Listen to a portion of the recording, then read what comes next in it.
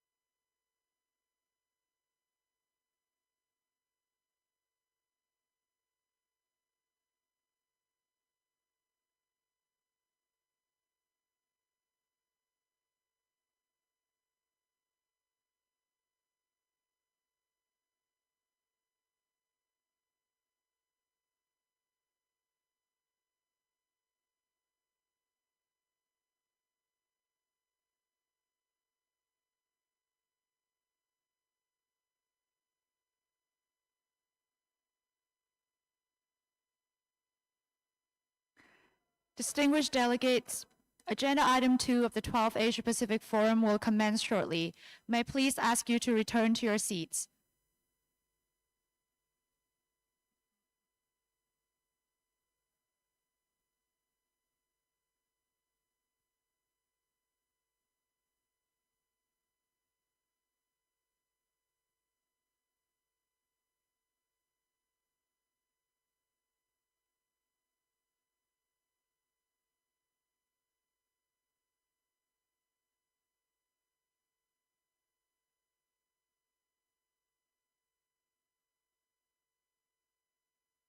Distinguished delegates, Agenda Item 2 of the 12th Asia-Pacific Forum on Sustainable Development is commencing shortly.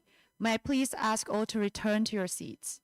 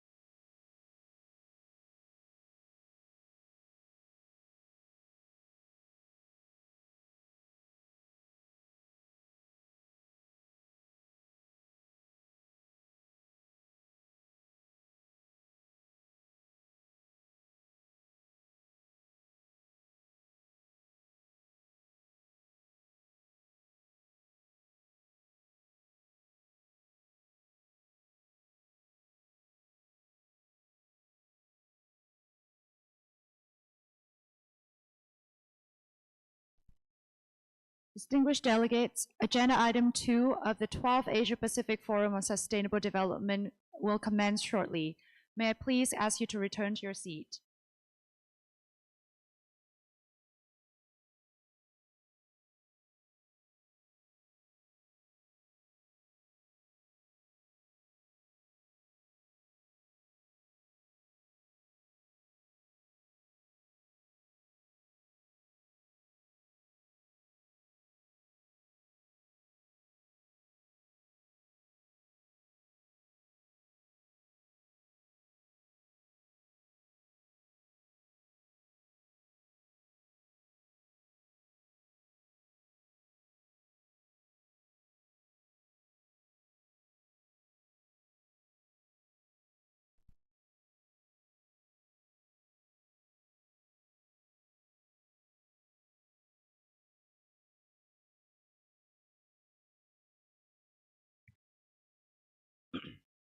Excellencies, distinguished delegates, I hope you had a pleasant lunch and enjoyed the side events. I call this meeting to order. During this meeting, we will continue agenda item 2 and we will focus our deliberations on the theme turbocharging SDG acceleration, regional implementation of the Pact for the Future. The discussions under this agenda item aim to highlight the need for cooperative actions and the importance of an inclusive, networked approach to sustainable development, as emphasized in the Pact for the Future adopted at the Summit of the Future in September last year.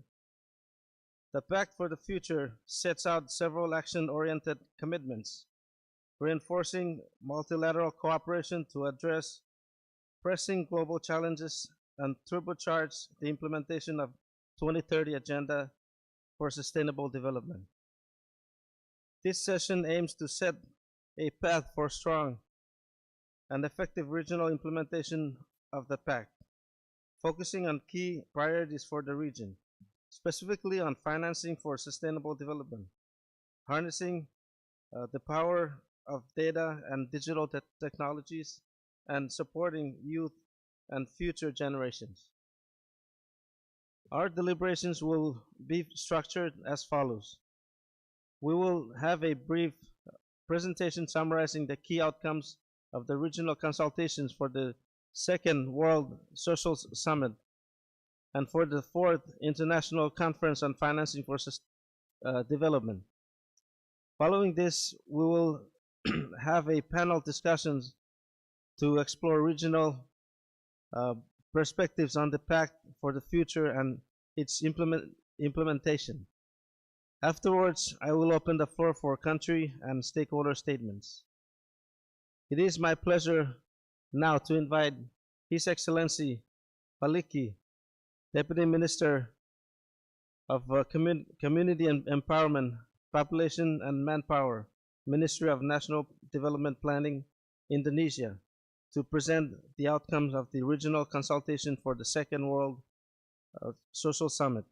Mr. Maliki, the floor is yours.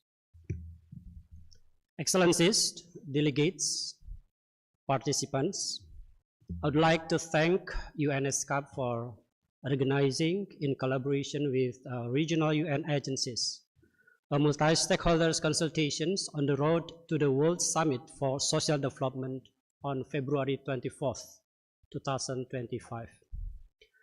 Asia and the Pacific navigates complex transformations, rising inequalities, rapid demographic transitions resulting in aging populations and workforce, the need for care, and the climate crisis.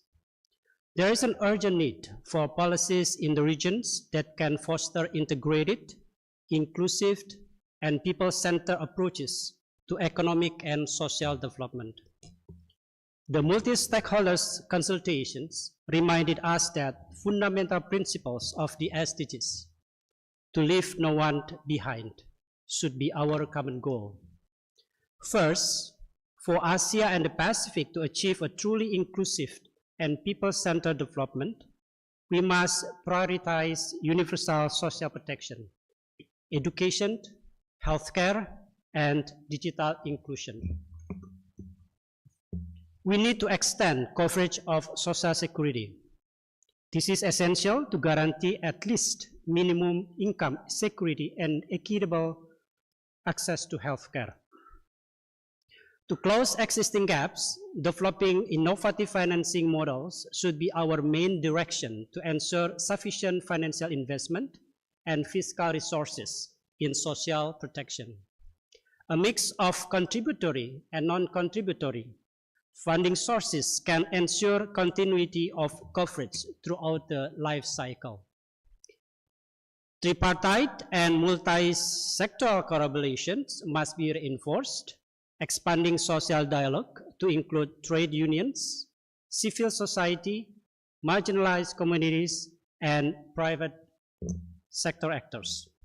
The integrations of social protection into broader national development, including care provision, affirmative economic empowerment, and climate resilience frameworks through the utilizations of digital technology will be key to ensuring inclusive, adaptive, and sustainable progress. Second, intergenerational solidarity requires a right-based approach. We need to reframe aging, including retirement age, pension systems, healthcare provisions, and workforce participation. Aging should not be seen as a challenge, but an opportunity for growth, novelty, and productive collaborations between generations.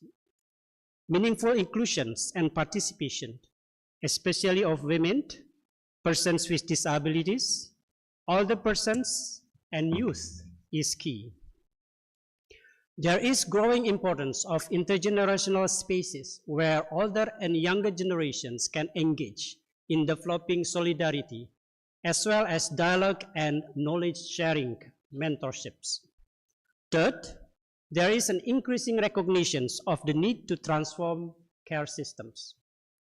We need to adopt a life course approach to care, addressing demographic shift and the impact of care responsibilities on women and girls at various life stages.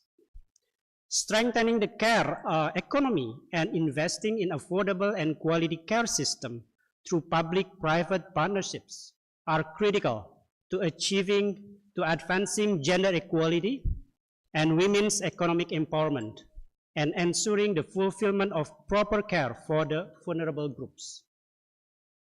The formalizations and protections of care work has not only the potential to create paid and decent work, leading to sustainable, inclusive growth and securing quality care, but also reducing the unpaid care burden among women and girls.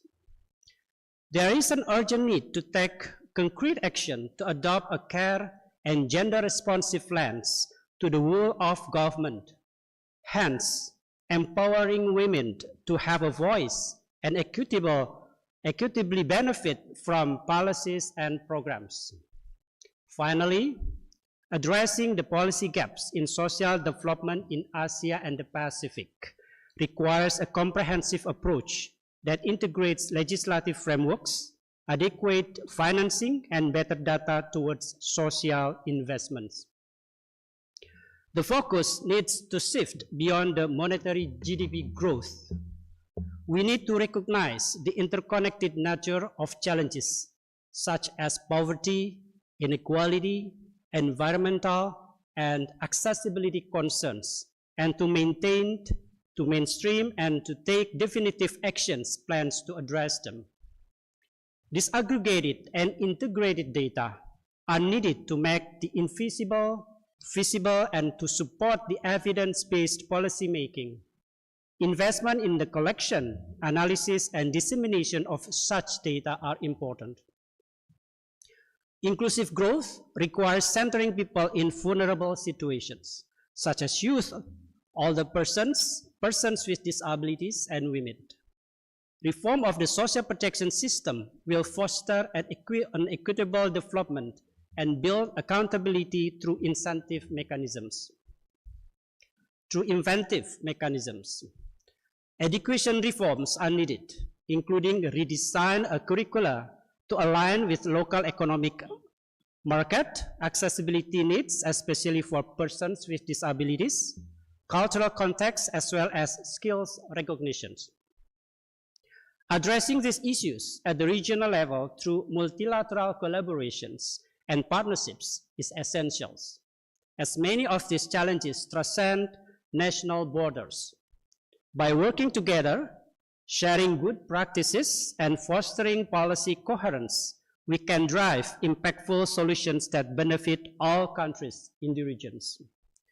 Strong regional cooperation enhances the ability to mobilize resources and strengthen resilience against shared social, economic, and environmental risks. A regular regional mechanisms for follow-up and review of the commitments of the Second World Summit of Social Development will foster cooperations. improve accountability, and ensure that policies are tailored to regional needs. With 60% of the world population residing in Asia and the Pacific, social development trends in our regions affect global ones. The priority of the regions should be included in the world's action on social development. We hope that the messages from this multi-stakeholders dialogue will be taken into account for the preparatory process leading to the second World Summit for the Social Development. Thank you. Thank you, Mr. Maliki, for setting the scene through your presentation.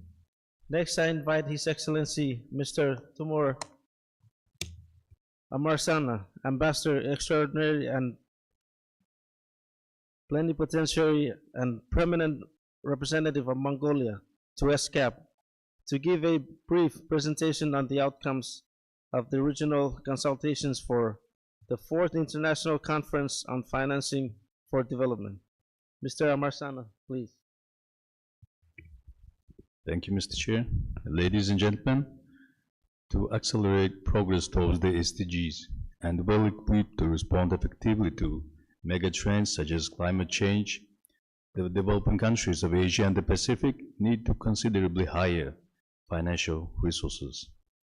In this vein, I would like to share some remarks on the outcome of the high-level regional consultation on financing for development in Asia and the Pacific. This consultation was organized by ESCAP in preparation for the 4th International Conference on Financing for Development to be held in Spain from 30th June to 3rd July of this year in Spain, and pursuant to the General Assembly Resolution 78/271. The consultation provided an opportunity for over 200 participants representing 32 countries, international organizations, 29 civil society organizations, and private sector to articulate views of Asia and the Pacific on critical financing for development issues. The Honorable Mr. Bishnu Prasad Paudel, Deputy Prime Minister and Finance Minister of Nepal, chaired the consultation. The regional consultation discussed 4 areas of financing for development: strengthening domestic public resources, accelerating the mobilization of domestic and international private finance, and investment towards the SDGs, tackling public debt sustainability concerns, and addressing new and emerging issues. On the first area, strengthening domestic public resources, there was a consensus on the desirability of conducting tax reforms and enhanced tax collection, increasing the effectiveness and efficiency of fiscal expenditure, and strengthening fiscal management. For that purpose, participants highlighted the need to boost technical assistance to tax authorities and officials. On the second area, accelerating the mobilization of domestic and international private finance and investment towards the SDGs, participants highlighted the importance of policy actions such as creating and enabling business environment, strengthening financial regulations, deepening banking and capital markets, and fostering robust public-private partnerships. Participants also noted the importance of innovative instruments such as the green bonds and sustainability-linked loans, and de-risking mechanisms and blended finance solutions. They also emphasized the criticality of capacity building and technical assistance for both policymakers and the private sector to mobilize investments effectively and improve policy implementation and facilitation policy alignment with international standards.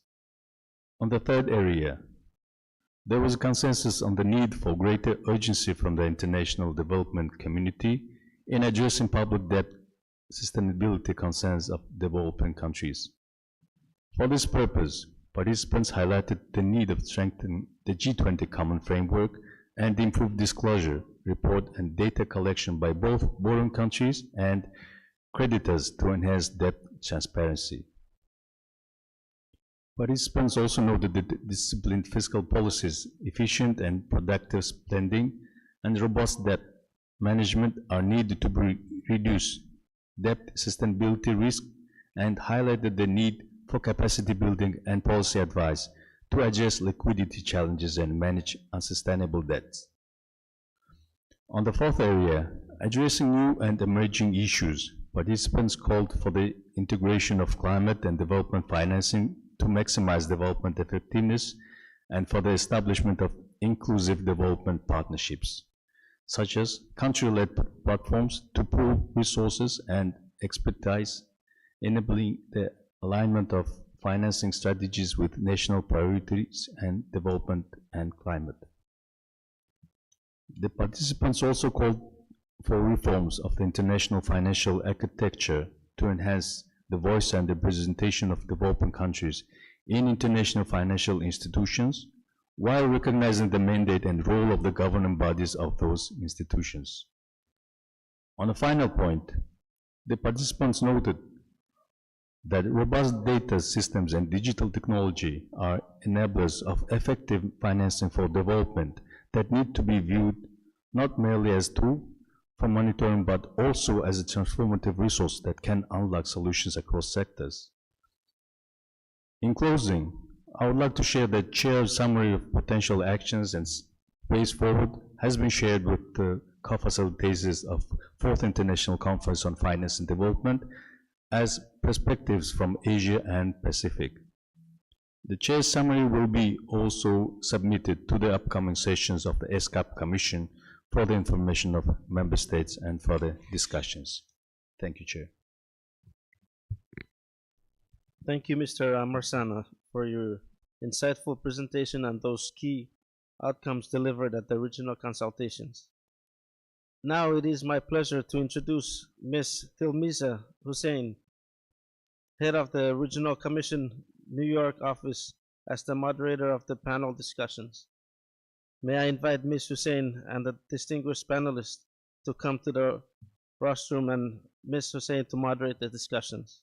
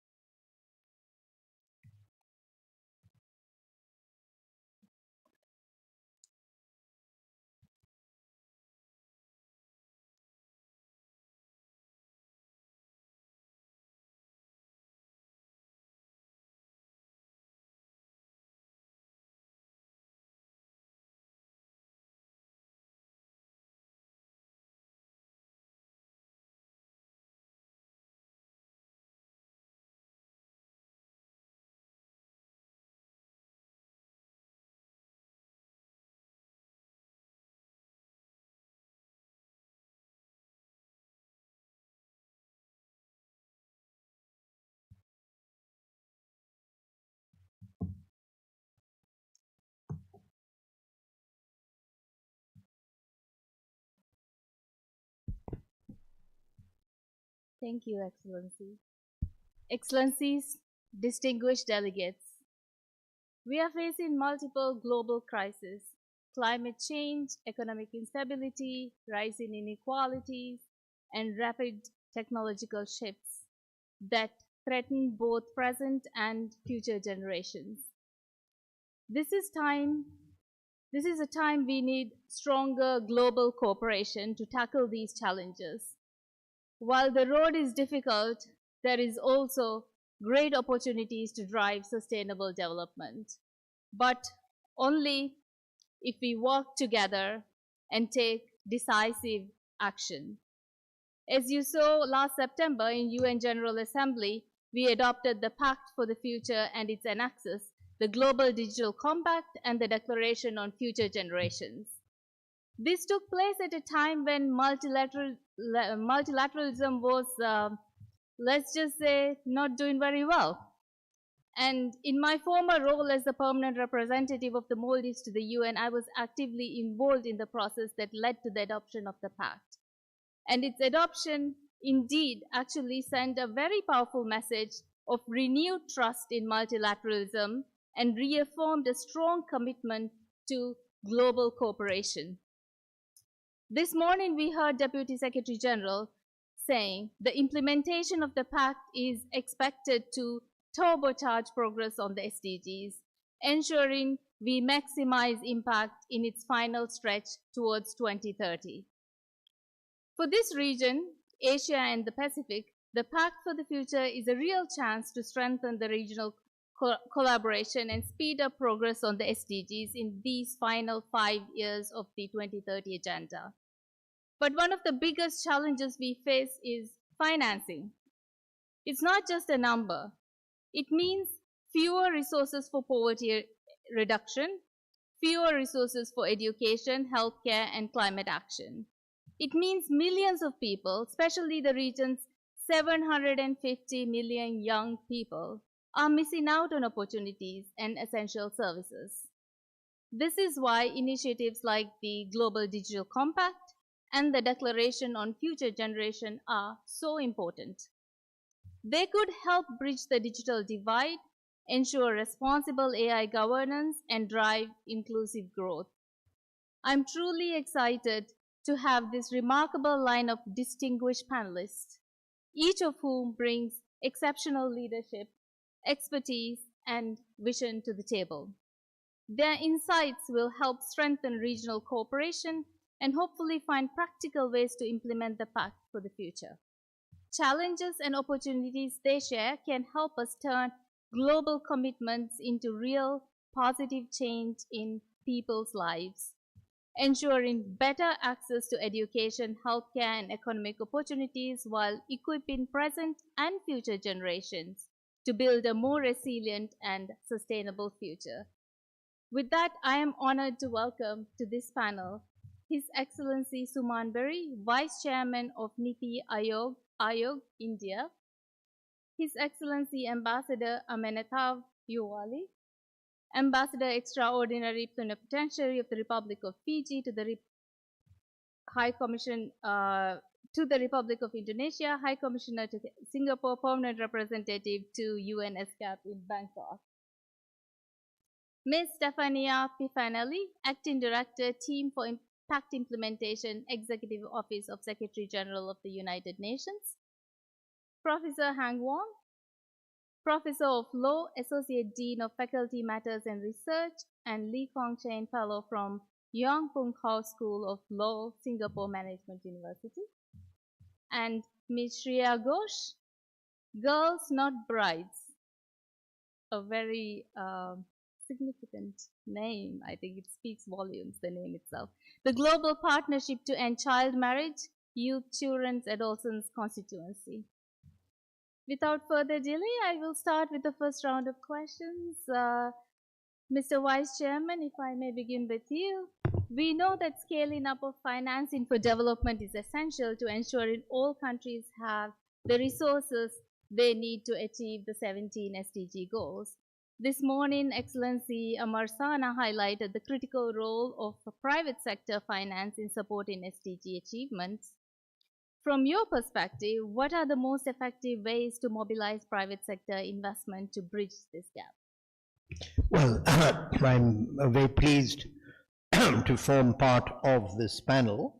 A little bit about my organization, Niti Aayog, which in Hindi means Policy Commission.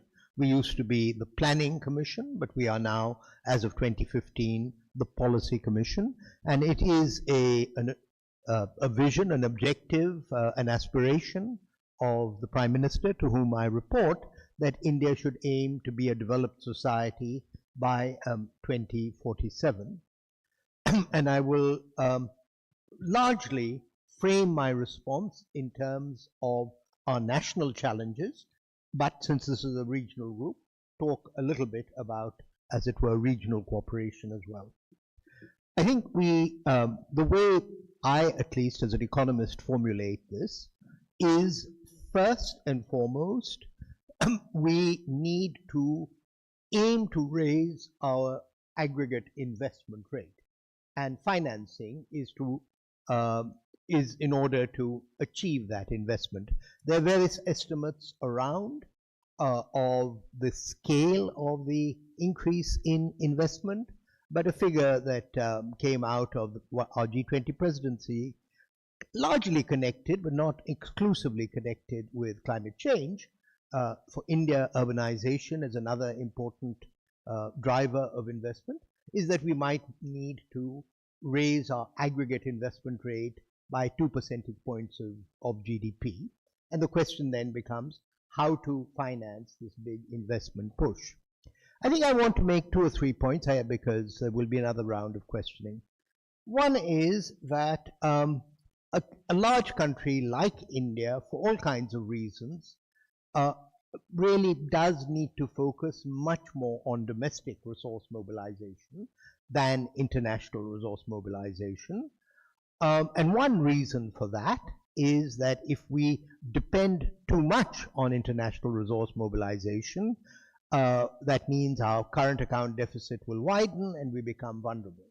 So while a lot of the debate at the UN is about cross-country solidarity, a lot of the domestic agenda is about domestic resource mobilization. And there I do want to point out that the great bulk of investment finance by the private sector is by nationals of the private sector through their saving, what they put into everything from livestock to structures, etc. So we must not lose sight of the fact that the fundamental financing is coming from each nation's private sector. Now, what are the obligations on the government and the state to encourage this? It is two things. One is that there needs to be an adequate return to savings, and also that that the financial structure be sound. So I would say that financial literacy, financial regulation, these become much more important than I think are usually given credit for. The second point I would make about India in particular, a country of 1.4 billion, is that we, 2/3 of the investment takes place at the level of individual states and union territories. And so there's the issue of not just national finance, but also subnational finance. And I would finally say that there has to be a balance between fiscal and financial, but you're going to make it much easier to attract private finance if you have a regime of stable user charges. An excellent example is our highways program, which has been successfully financed through innovative schemes of through a successful system of tolls, which were difficult to implement. I'll stop here, but I think what I wanted to say is it's not one size fits all. Many countries are going to need to raise their investment rate. The mix of international and domestic will very much depend on their scale and their size. Thank you. Thank you, Mr. Vice Chairman. So we heard from Mr. Vice Chairman the importance of domestic resource mobilization. I will turn to you, Ambassador, Permanent Representative of Fiji to ESCAP. If you could also share your insights on the same question, on your perspectives on how we can effectively mobilize private sector investments and bridge this gap, because we all know that domestic resource mobilization and the bulk of the finance is actually in the private sector. So how can we unlock this? Thank you, moderator. A step back, just a quick definition of turbocharge. Turbocharge. It means to boost, to enhance, or to magnify or amplify.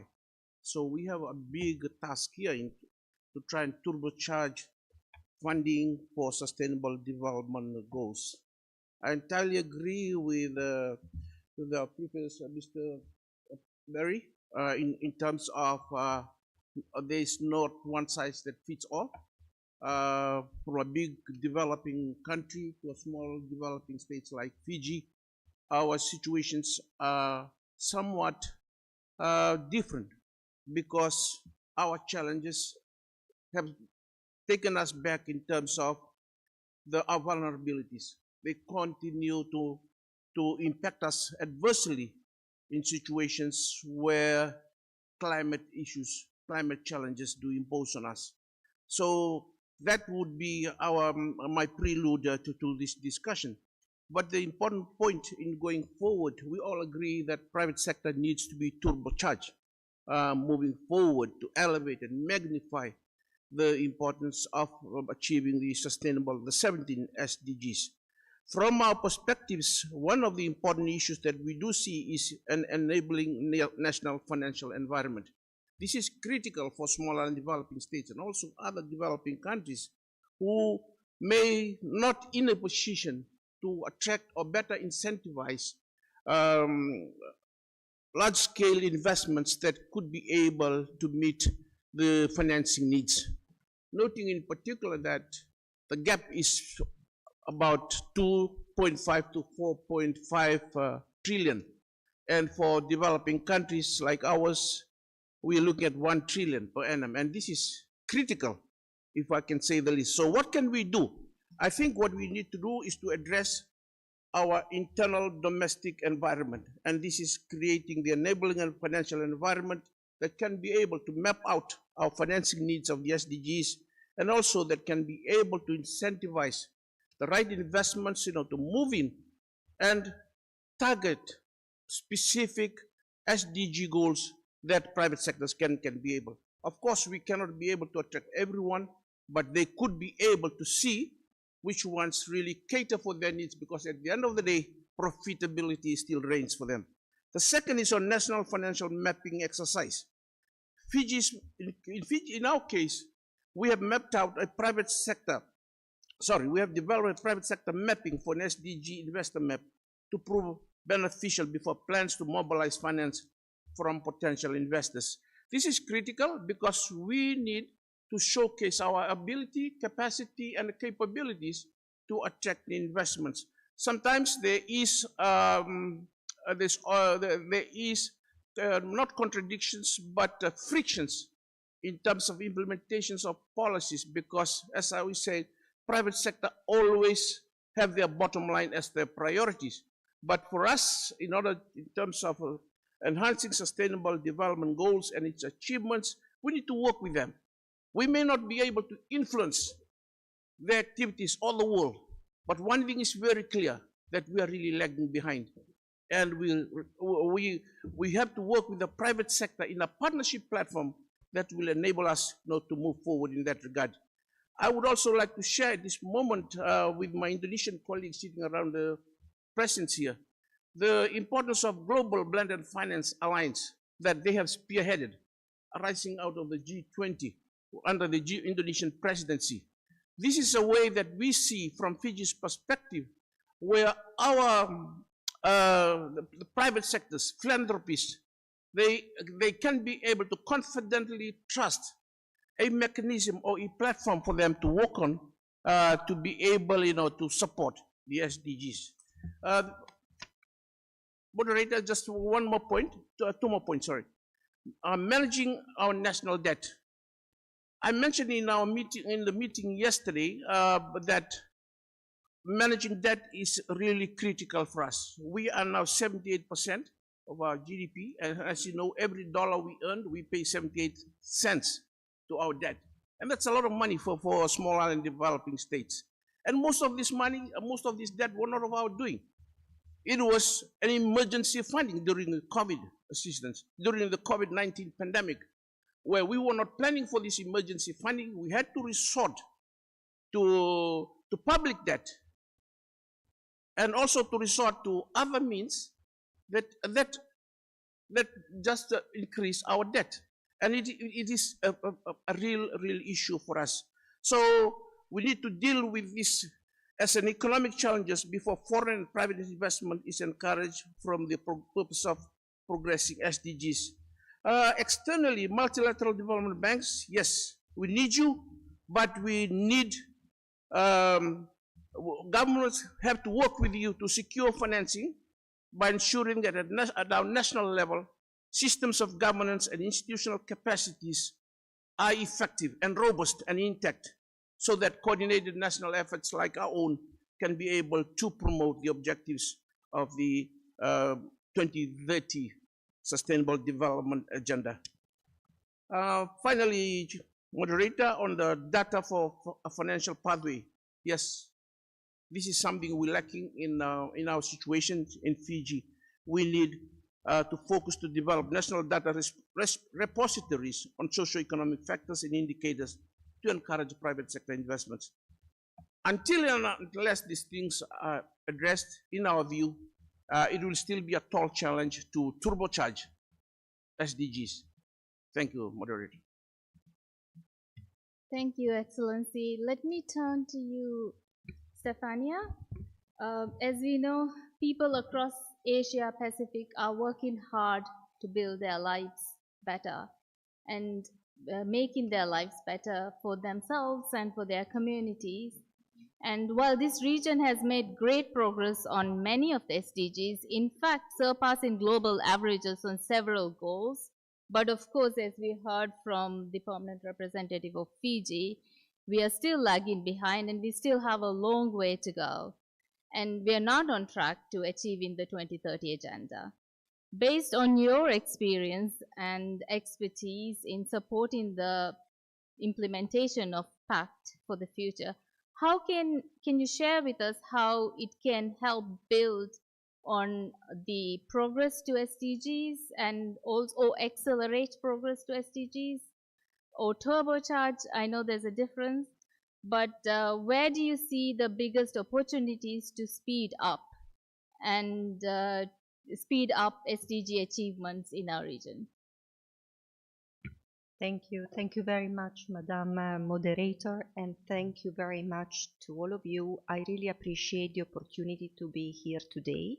A year ago, we were here to tell you about the upcoming Summit of the Future, and now the summit took place, and now we have the outcome document, Pact for the Future. And I will be back to you in a second about how that means, in our opinion, for the region. Allow me a second to give you a sense of how we see the Pact for the Future. First of all, it's a leader-level agreement. And those type of broad-ranging agreements that touch on all the three pillars of the United Nations development, peace and security, and human rights happen more or less every 10 years or so. So we had the 2005 summit, we have the 2015 summit that delivered the Sustainable Development Goals, and then last year we had the Summit of the Future. It contained within a complex geopolitical scenario, as you, Madam Moderator, have alluded at the beginning, it includes recommitments by 193 member states to international cooperation and international solidarity. And it includes new significant commitments in emerging areas with the potential, in fact, to turbocharge the SDGs, to go from a trend to leaps towards the achievement of the goals. And I'll get there in a second.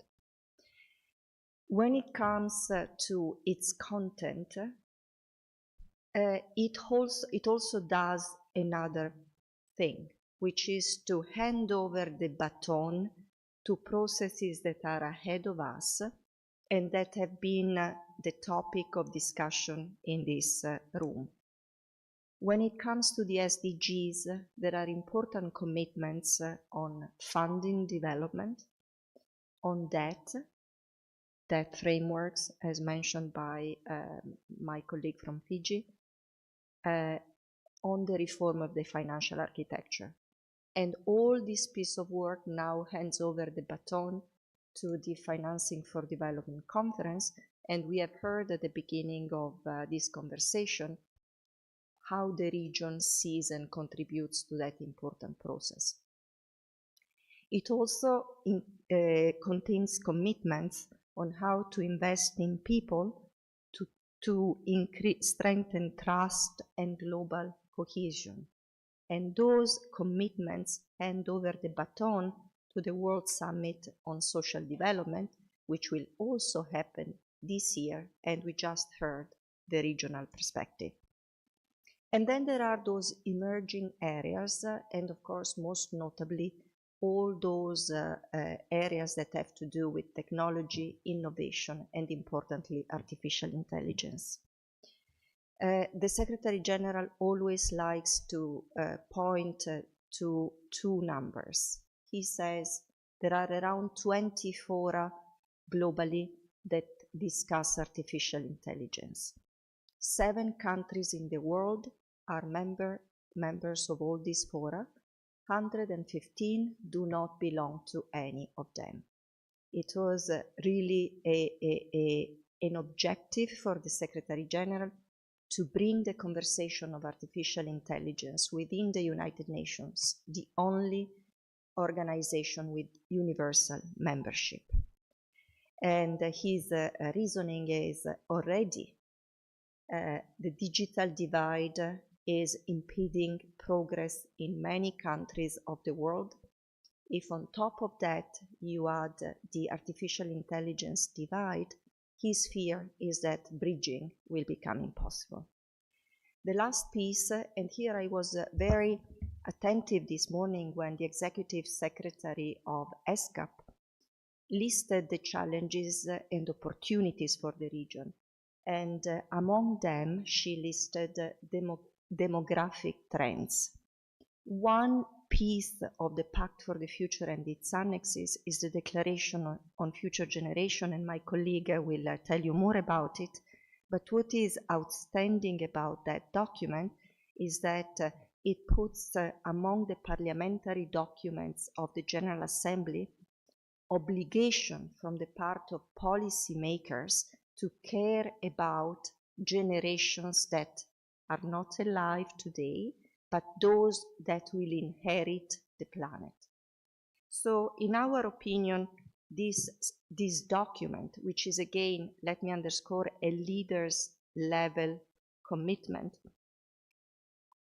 gives us the tools that we may want to use and leverage on to make the international, the United Nations and international organizations more in general, fit for what lies ahead and the demands ahead of us.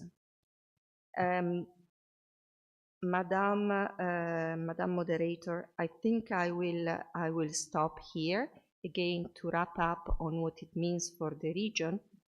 I think the challenges faced by the region find in the Pact the place where member states, if political will is there, can think of leveraging on. And thank you very much.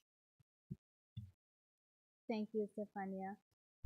It's a good segue bringing the conversation on AI. Let me turn to Professor Wong.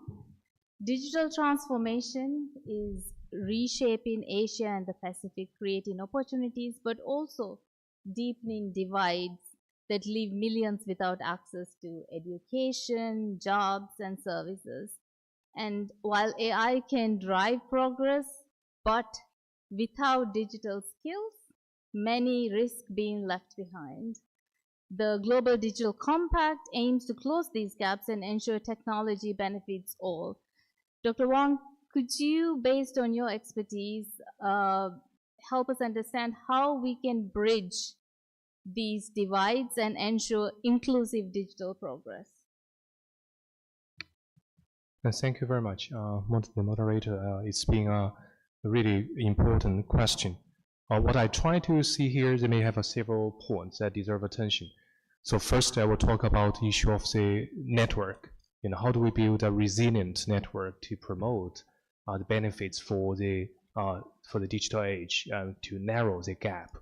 And secondly, I also want to talk about the trust, because if we want to make a network, to solve the problems, to operate, you need trust. How do we build the trust?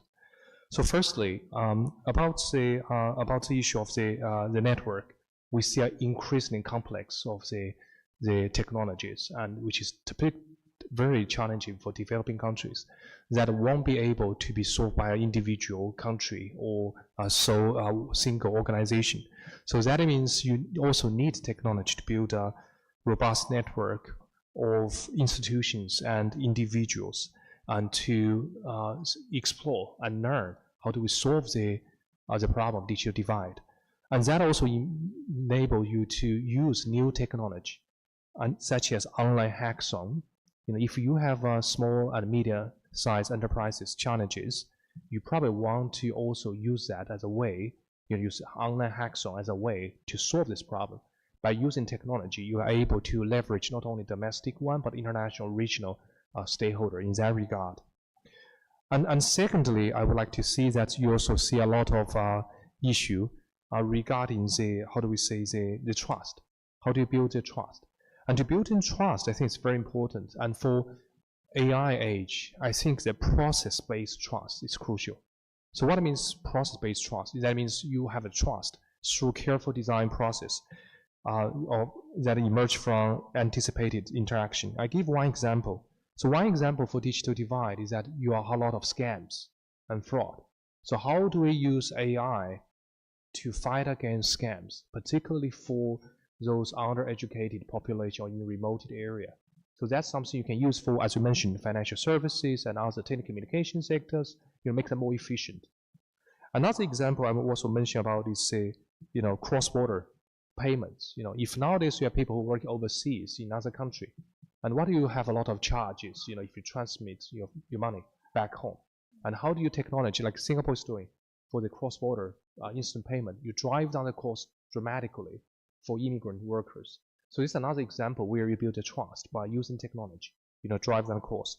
A third example is that, how do you track the supply chain? So if you have a supply chain for small, medium, and SMEs, and you can use technology like blockchain to see how the process of the goods flow. And that is a useful way, use technology, to avoid the fraudulent actions that drive down the cost as well. Another example is about regulatory compliance. How to use RegTech, to deal with the compliance or increase transparency or even to monitor risks. And that also probably also use AI or other technology explore with a digital gap impact assessment. We talk about environment impact assessment. We probably need more to talk about what are the digital gap impact assessment. So when you promote your technology, you bear in mind that what does it mean? Does it really increase the gap or narrow the gap? And what are the source of that? So it's an evolving assessment. So I would end by saying that it's a lot of money to deliver. For example, AI-powered chatbots in education in remote area, multilingual AI, and AI doctors, efficient to promote efficiency in education. But of course, we have more need to be done to manage the risks in this process, which need a robust governance scheme. And thank you very much. Thank you, Professor Wong. Let me bring to the conversation now Shreya Ghosh. Girls, not brides. The name Girls, not brides, it's so powerful. Both, it's a call for an action and also a stark reminder that even today, this day and age, child marriage and gender equality still persists. So the Pact for the Future and its declaration on youth and future generations commit to investing in youth, protecting rights and ensuring intergenerational equity so that every young person has access to education, decent jobs, healthcare, and protection from child marriage and discrimination. We know it is the strong civil society leadership that can help turn these commitments into action. Could you share with us from a civil society perspective, what are the most relevant actions from the Pact and its annexes that can help drive real progress in the region? Thank you, ma'am, for that question. And it's an absolute honor to represent the collective voice of civil society actors that are working on the rights of women, of children, and of young people in all their diversity. And as the Asia Pacific region is home to nearly 60% of the world's youth population, it is heartening to see a section dedicated to youth and future generations in the Pact for the Future. And it's also commendable that the Pact integrates gender equality as a cross-cutting issue. And it outlines commitments to eliminating all forms of gender-based violence and harmful practices such as child early and forced marriages, And it's especially relevant to our region because UNICEF estimates tell us that about 45% of the world's child brides live in South Asia. We have UNFPA estimates that suggest that Southeast Asia accounts for about 35% of the global cases of female genital mutilation and cutting. So in that context, a lot of the commitments outlined in the pact actually speak to some of the issues which are very pertinent to our region. And we also know that these issues are deeply connected to issues on sexual and reproductive health. They are connected to education and economic opportunities. And so a lot of the conversations that we've had since morning about prioritizing the health of young people, of women, of girls in all their diversity, of providing economic opportunities is really well-timed, and it's essential that we really take that forward in as accelerated a manner as possible. And so to that effect, all the actions within the pact and its annexes that have an impact on gender equality and which focus on children and youth in all their diversity are relevant to the region. And CSOs know this deeply as they work across issues and the life course using gender transformative approaches that center youth agency.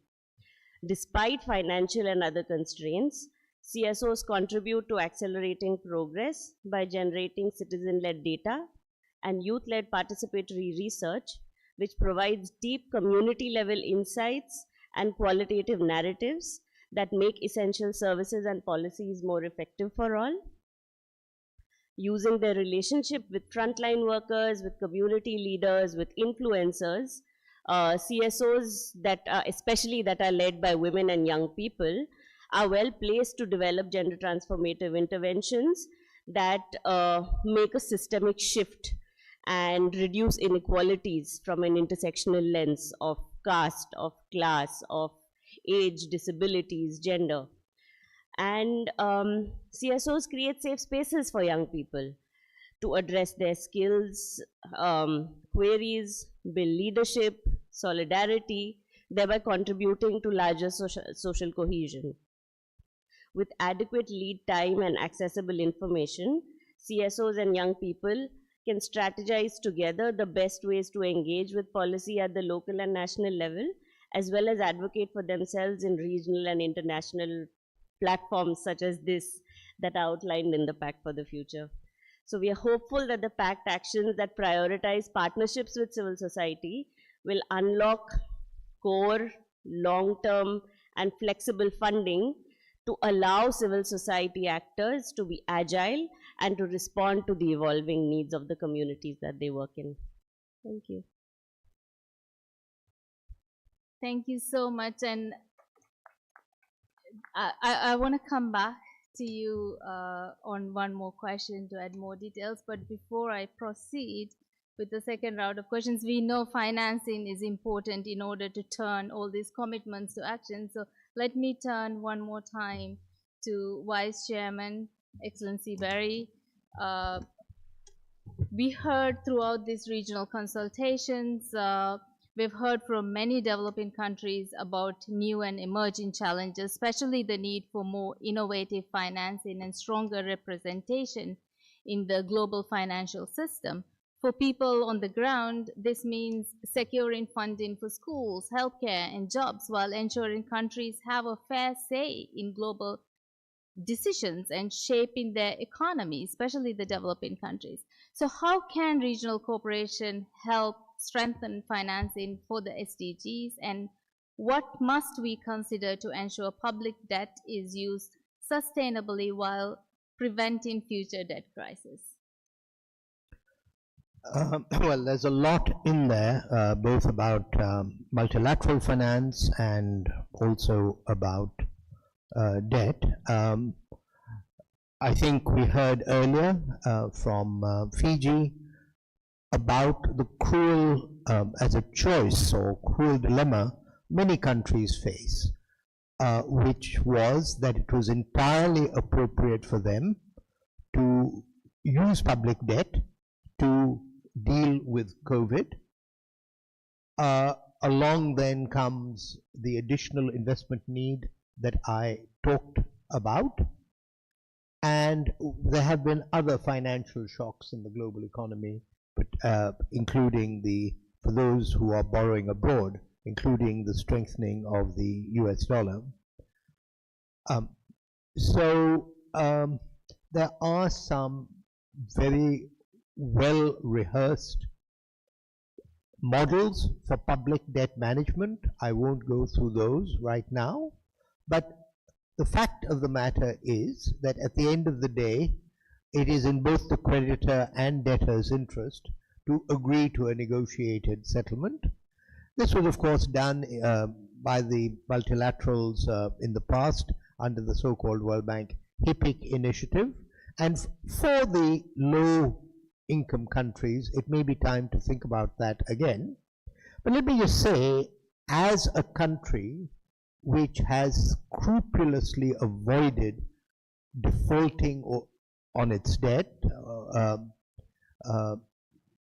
I'm talking both public and private, there are large long-term consequences of debt restructuring. Debt restructuring is not costless, and people remember for a long time.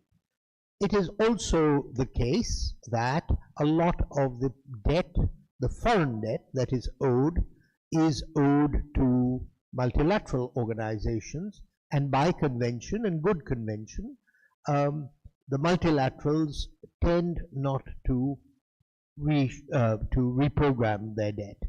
So it's a large topic. I think the main point I want to make is there are no easy fixes, and that it is a sign of sovereign maturity that you manage your public debt responsibly. Now, the other part of your question, if I understood it correctly, was about innovative financing.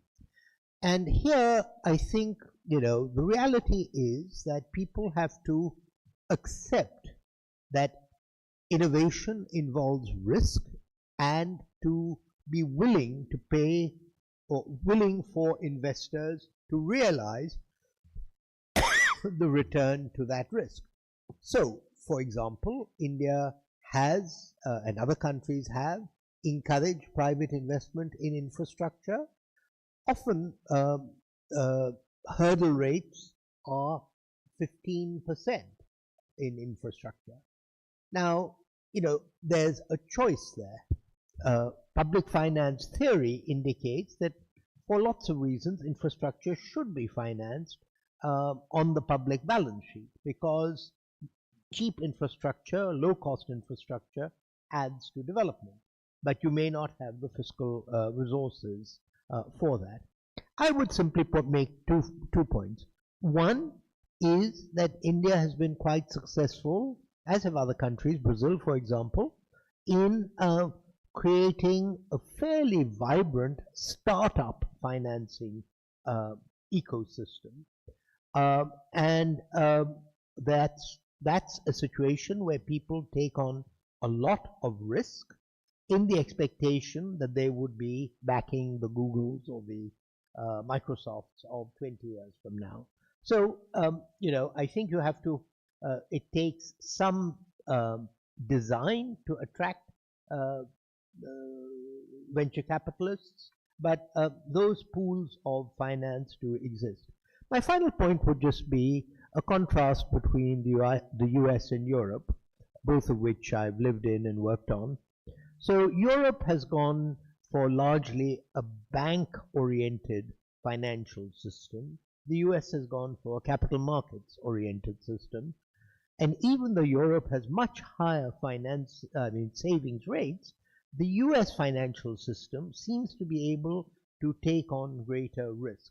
So many of the emerging markets are, and India is in a fortunate place. We have both a robust banking system and in the last 30 years, a set of well-regulated equity markets. But the issue of what part of your private finance comes through debt versus equity, if you're interested in innovation, is a strategic choice for government and its regulators to ponder. So I'll leave it at that. Thank you, Mr. Vice Chairman. Let me turn to you, Ambassador Yavoli. You mentioned earlier that many of Fiji's debt as a small island country is accumulated due to external shocks like climate change and COVID pandemic. And so could you share with us your insights on tackling, but also your insights on tackling public debt sustainability, and if you would like to go a little bit on innovative financing as well. Thank you.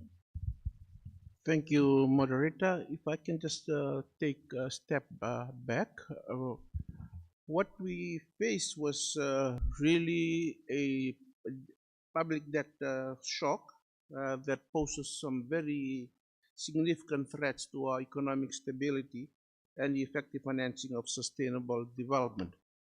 As I said earlier, we had to resort to public debt because, one, our fiscal space was very limited, and we couldn't be able to raise additional domestic revenues that would be able to meet the rising demands of services and even the climate adaptations and mitigation issues. This is apart from funds that we are able, to receive through the multilateral development banks and the multilateral funds like GCF and JEF that continues to support our sustainable development.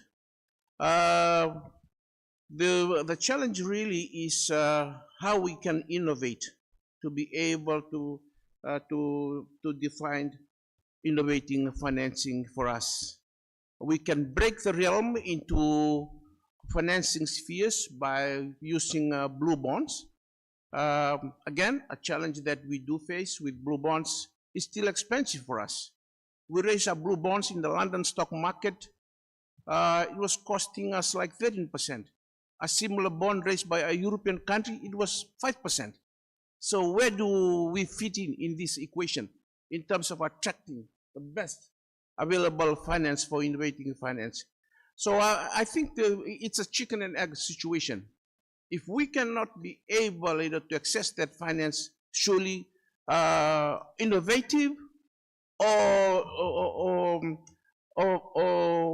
innovative or current, it will still give us that the difficult choices of which platform will be able to help us. In terms of platforms for innovations, as I said earlier, the global South-South cooperation is one of the important platforms that can enhance and strengthen our debt distress. As we know that we need leaderships in our ambition to be able to have our debt restructure to be better attended to. So the South-South Cooperation Platform, as I mentioned earlier, the GBFA, the Global Blended Finance Alliance, that Indonesia is spearheading for a number of countries that are members of this alliance. This is critical for us because it will be able to attract innovating financing for our immediate and long-term needs. So we do see that it's still a challenge for us, but we need to encourage more private sector investment by creating that partnership, that public-private partnership. As we said earlier, there's no one size fits all, and we will continue to be faced with this challenge. Our countries in the Pacific region, they are the ones that are receiving most of the civilian debt. Most of these countries face severely debt stress situations due to the harsh impacts of global re-engineering that we are all facing, particularly the poorest communities in our atoll countries in the Pacific. So going from A to Z, innovating financing is needed. but how is that can be channeled better to address our sustainable development challenges, our turbocharged development, sustainable development goals. It really needs innovative mechanisms that truly recognizes the importance of our vulnerable situations and our unique situations where we are placed in this global earth. Thank you, moderator. Thank you, Ambassador. Turning to you, Stefania, on multi-stakeholder engagement from public-private partnership to innovative mechanisms. Let's talk about how we can take best advantage of including everyone and engaging different stakeholders. The Pact for the Future provides a framework for working with different groups, including government, civil society, businesses, academia, and think tanks. With so many stakeholders represented at this forum, how can we better involve non-government actors in turning Pact's commitments into actions across Asia and the Pacific? Thank you again, Madam Moderator. Allow me 2 seconds to focus on Pact implementation. As soon as the ink was not yet dry on the Pact, that the Secretary General convened his senior officials. And he was very clear that for this document that is in his mind contains a lot of good pieces, for it to be meaningful, it had to be implemented very quickly. Now, I'm also pleased to report to you that your colleagues from all your countries in New York are coming to see the Secretary General and asking for the same very expeditious implementation of the Pact. Now, the thing is that in the Pact, 80% of the commitments are the responsibility of member states. So, in that regard, the Secretary General has instructed the system to be as supportive and forward-leaning as the member states want the Secretariat to be. For the remaining 20%, the Secretary General has been very clear that implementation has to be fast and externally visible. And let me list a few elements that fall within this 20% under the purview of the Secretary General, including the multi-stakeholder element. There is important work on looking at a different way to measure sustainable development, going beyond GDP. The Secretary General was asked to put together a group of experts that will advise you, the member states, on what this new range of indicators could look like. The Secretary General was tasked to report on the impact of military expenditures on the Sustainable Development Goals. He was asked to look at reviewing UN peace operations and to improve the way the organization responds to complex global shocks, those shocks that have global impacts. And last, this is more internal, but he was asked through the use of technology, innovation, and artificial intelligence to deliver an organization that is more efficient and effective. So work on these streams in these areas is moving very fast. Now, in terms of partnership, the Pact is also quite progressive in terms of a commitment to strengthening partnership to deliver on existing commitments and on emerging challenges. And here I would like to underscore that this has been a constant call of the Secretary General to the member states. In his mind, only an effective, networked, and inclusive multilateralism can do the job that we all have before us. And allow me to congratulate ESCAP because it is, I can tell you, ahead of the curve in terms of multi-stakeholder engagement. I had the great privilege to witness that in between today and yesterday. But we heard this morning from the president of ECOSOC. The president of ECOSOC is looking into how to expand the opportunity for civil society broadly defined to meaningfully participate in the work of ECOSOC. Parliament are also mentioned in the pact as essential stakeholders to achieve the Sustainable Development Goals. Local and regional authorities, and yes, regional organizations. And there will be very much a tasking for ESCAP and its sister commissions. So in this regard, I can assure you, and if you invite us next year, you can hold us accountable, that we are looking very diligently at the space that member state is giving us to propose ideas on how a variety of actors in society can contribute to a task that is becoming possibly too big for multilateral organizations alone. Thank you. Thank you, Stefania. And an important component of the pact is the Global Digital Compact. And digital transformation is, we know that it can help either close the gap or exacerbate inequality. So turning to you, Professor Wong, as economies in the region undergo digital transformation, technology, especially AI, is becoming a bigger part of our daily life, shaping everything we do from jobs and education to healthcare and public services. While AI brings exciting opportunities, unchecked development, it also carries risks, as Secretary General has highlighted. Could you share with us some ways the region may be able to mitigate the risks, and while unlocking the potential and opportunities brought forth by AI, how can we leverage regional collaboration to develop effective and inclusive governance frameworks?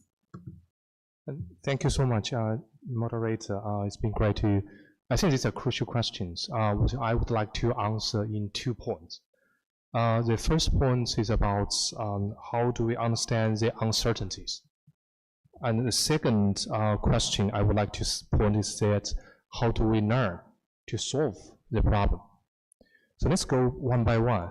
The first day, I think the AI brings uncertainties. At least we have 3 kind of uncertainty. First one, we have incomplete knowledge. So like we use an app, ChatGPT, whatever app, we don't know exactly all the risks inside. Cybersecurity is one example. 2, incomplete knowledge. We are technology, cybersecurity people, not necessarily know finance, not necessarily know the environmental implication, and so on and so forth. Third, is about unpredictability, which means about we do not know how public receive it. I give one example. Last week, I was privileged to speak in UN headquarters. And I was chatting with some colleagues from lawyer. I'm a lawyer. So they say they're concerned that generative AI will replace some basic work of lawyers. So on one hand, you say, yes, generative AI improve efficiency. Another side means someone may lose their job. So the next question is that how do we solve this problem? Incomplete knowledge, imperfect knowledge, and uncertainties. I think that's crucially is about monitoring, understanding, and mitigating risks. I give 2 examples. One example is cybersecurity. For cybersecurity as one example, you probably need a lot of efforts, even for a major economy, an advanced economy. It won't be easy to solve the cybersecurity itself by yourself, or to ensure AI is not out of control.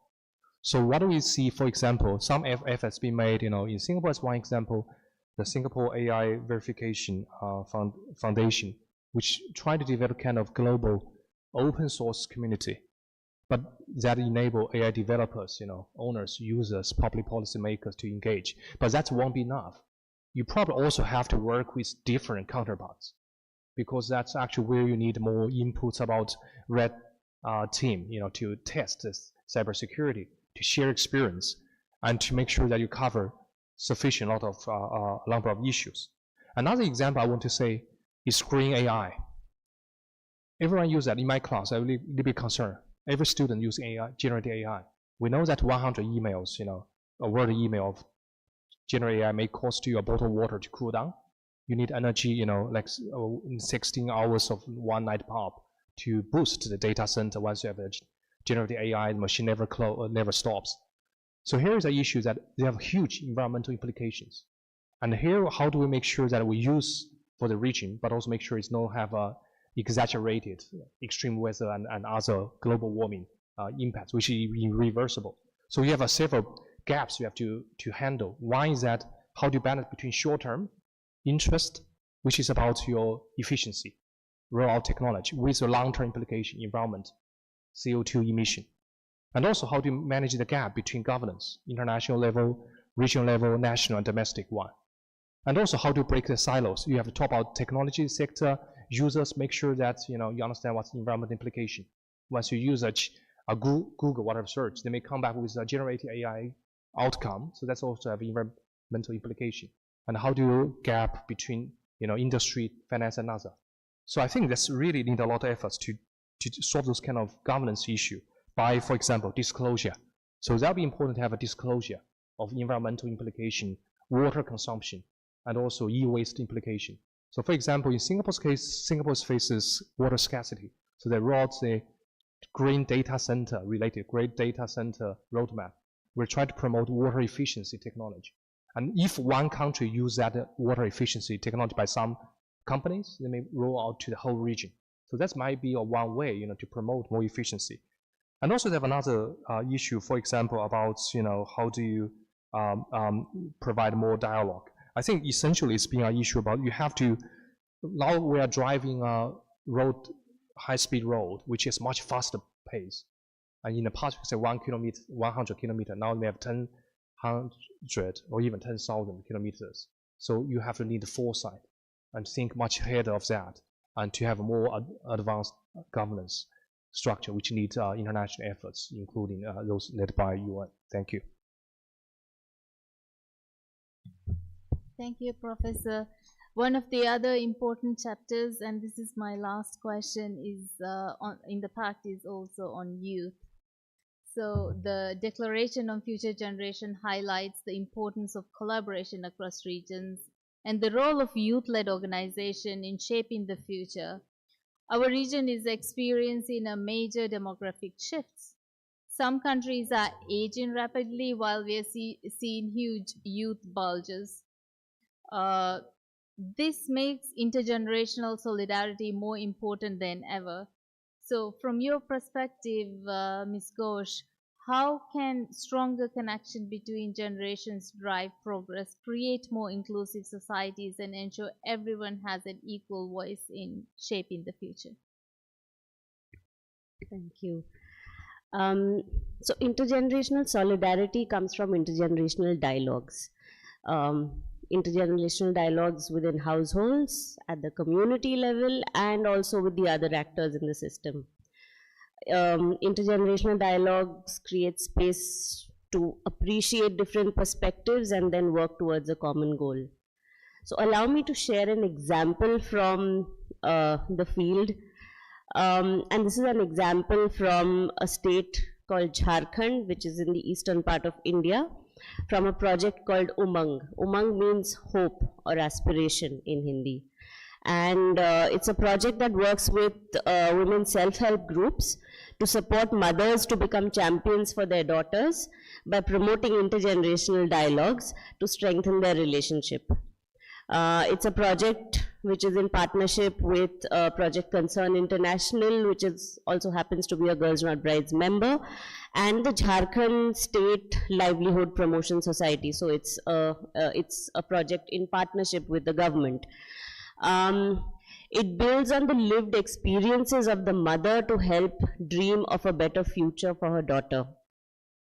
It acknowledges the strengths and challenges as experienced by mothers and helps them to find allies within their networks and leverage them for their own welfare as well as for the welfare of their daughters. So the project identifies schooling as one of the key factors to help girls lead independent and empowered lives. And from that project is a small story of Mitali and her daughter Pampa. So Mitali always saw her daughter not being very interested in studies, not attending school regularly.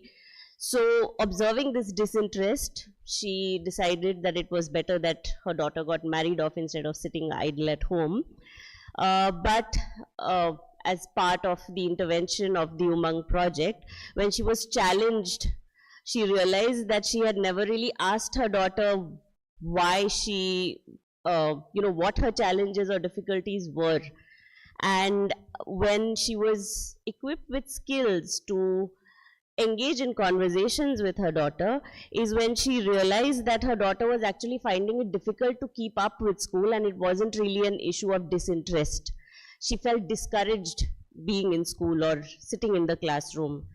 And so then it was decided, the family decided that they will help the daughter complete education by connecting her to a tutor. And that is where things started changing, because she started going to school, she started doing better in her education, and so her life trajectory changed again, and instead of being married, she was back into the fold of education. So, and to quote from that project, Mitali says that our daughters are our pride, but we never talk to them to understand their needs and aspirations. Umang taught us skills on how to understand our daughters and to support them better. Now, what we need to also add here and understand here is that just household level discussions may not impact the lives of girls unless there's an attempt to influence the community level discourse. So the project worked to ensure that local leaders and influencers are initiated into sustained conversations around concerns of young girls and young people. And similarly, the project design ensured that education linked schemes were available at the village level to close that gap between demand and supply. And so this approach ensured that by the time women and girls initiated these very difficult conversations within the community and within the household, the issue had gained salience in the public sphere, and that limits chances of backlash and resistance. So this is an example of a gender transformative intervention using a socio-ecological model to ensure indigenous girls in very remote areas to complete their education through intergenerational dialogue and the collective power of women self-help groups. So I hope this provides a small peek into what is possible through intergenerational solidarity. Thank you for ending with that very powerful story. Thank you. This afternoon's panel brought together diverse voices from governments, academia, civil society, reaffirming our shared commitment to implementing the Pact for the Future and turbocharging progress on SDGs in our region. As we navigate complex global and regional challenges, we hope the insights shared here today can inspire our next steps. As Undersecretary General and Executive Secretary Armida Salcia Alciabana today in her remarks this morning shared that our commitments must be translated into concrete actions. Only together can we deliver a future where no one is left behind. So let us take these words to heart and work collectively to turn ambition into tangible progress. Thank you for your engagement and dedication to building a more sustainable Asia and the Pacific. It's been an honor to be here and moderate this panel. With that, I extend my gratitude to our speakers and panelists, and I conclude this panel, and I extend my thanks to the Executive Secretary of ESCAP and her team. Allow me to take a moment to also recognize the hard work in those who are hard working behind the scenes to make panels like this possible. Deputy Executive Secretary Lynn and her team, who worked tirelessly to put today's panel together. With that, I end here and hand back to the chair. Thank you so much.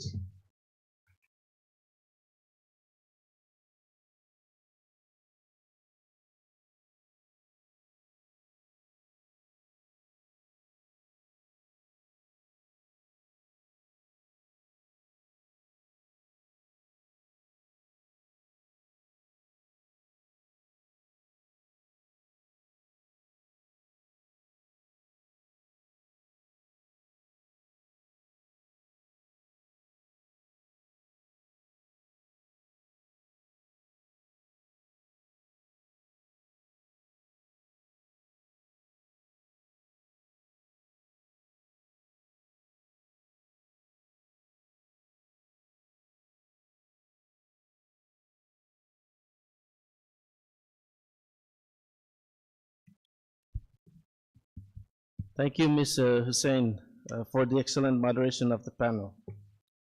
Distinguished delegates, I am pleased to invite the distinguished delegates to intervene on this segment of the agenda item number 2 on the theme of turbocharging SDG acceleration, regional implementation of the Pact for the Future. I will open the floor for statements from delegates in the speaking orders as received from the Secretariat.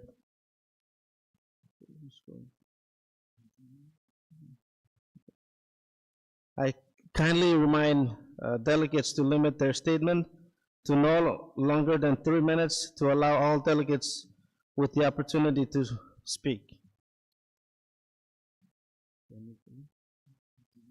I recognize the distinguished delegate from New Zealand to be followed by the distinguished delegate from Bangladesh.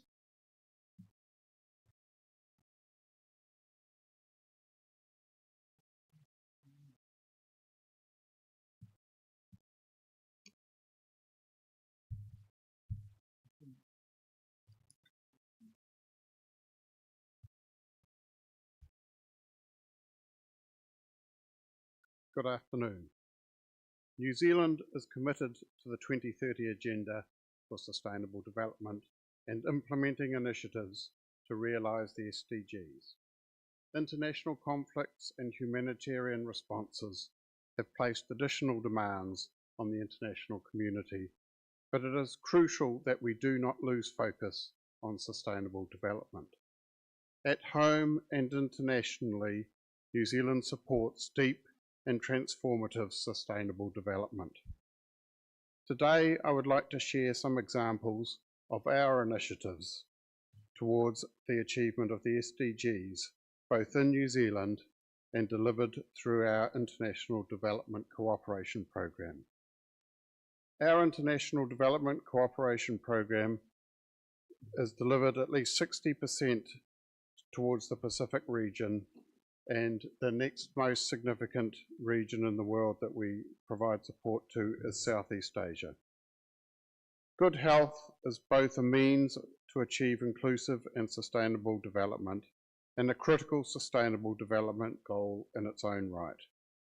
Societies and economies cannot thrive without healthy populations, nor can they develop sustainably when there is inequality in healthcare delivery. Investing in health is therefore a critical component of building long-term resilience in the Pacific, where we aim to strengthen health systems with a focus on primary care. Our work includes efforts to combat non-communicable diseases, address poor child nutrition. The stunting levels in many countries in the Pacific are at alarming levels. Promote high coverage of routine immunisation and increase access to sexual and reproductive health services. On SDG 5, gender equality, New Zealand recognises the different starting points globally in addressing poverty, and all states must work together to ensure no one is left behind. All countries have work to do, including us. New Zealand's priority is building a strong economy to reduce the cost of living. We are committed to ensuring our social and financial structures lift women and girls out of poverty. This includes creating inclusive and equitable platforms for women's economic empowerment. In 2024, New Zealand proudly launched with the Asia Foundation a 5-year program, Amplify. Amplify is designed to both reduce the negative impacts of conflict and human security threats on women in ASEAN and to improve social cohesion, human rights and good governance through increased participation and leadership of women in peace building and conflict prevention. On SDG 8, New Zealand's economic goal is to build a productive, sustainable and inclusive economy that delivers higher well-being and living standards for all of our people. New Zealand provides support for Pacific businesses to grow trade, investment and employment opportunities through access to finance, May I kindly ask that you please wrap and up? productivity and innovation initiatives. New Zealand is a strong supporter of SDG 14. As an island nation with close affinity to the ocean.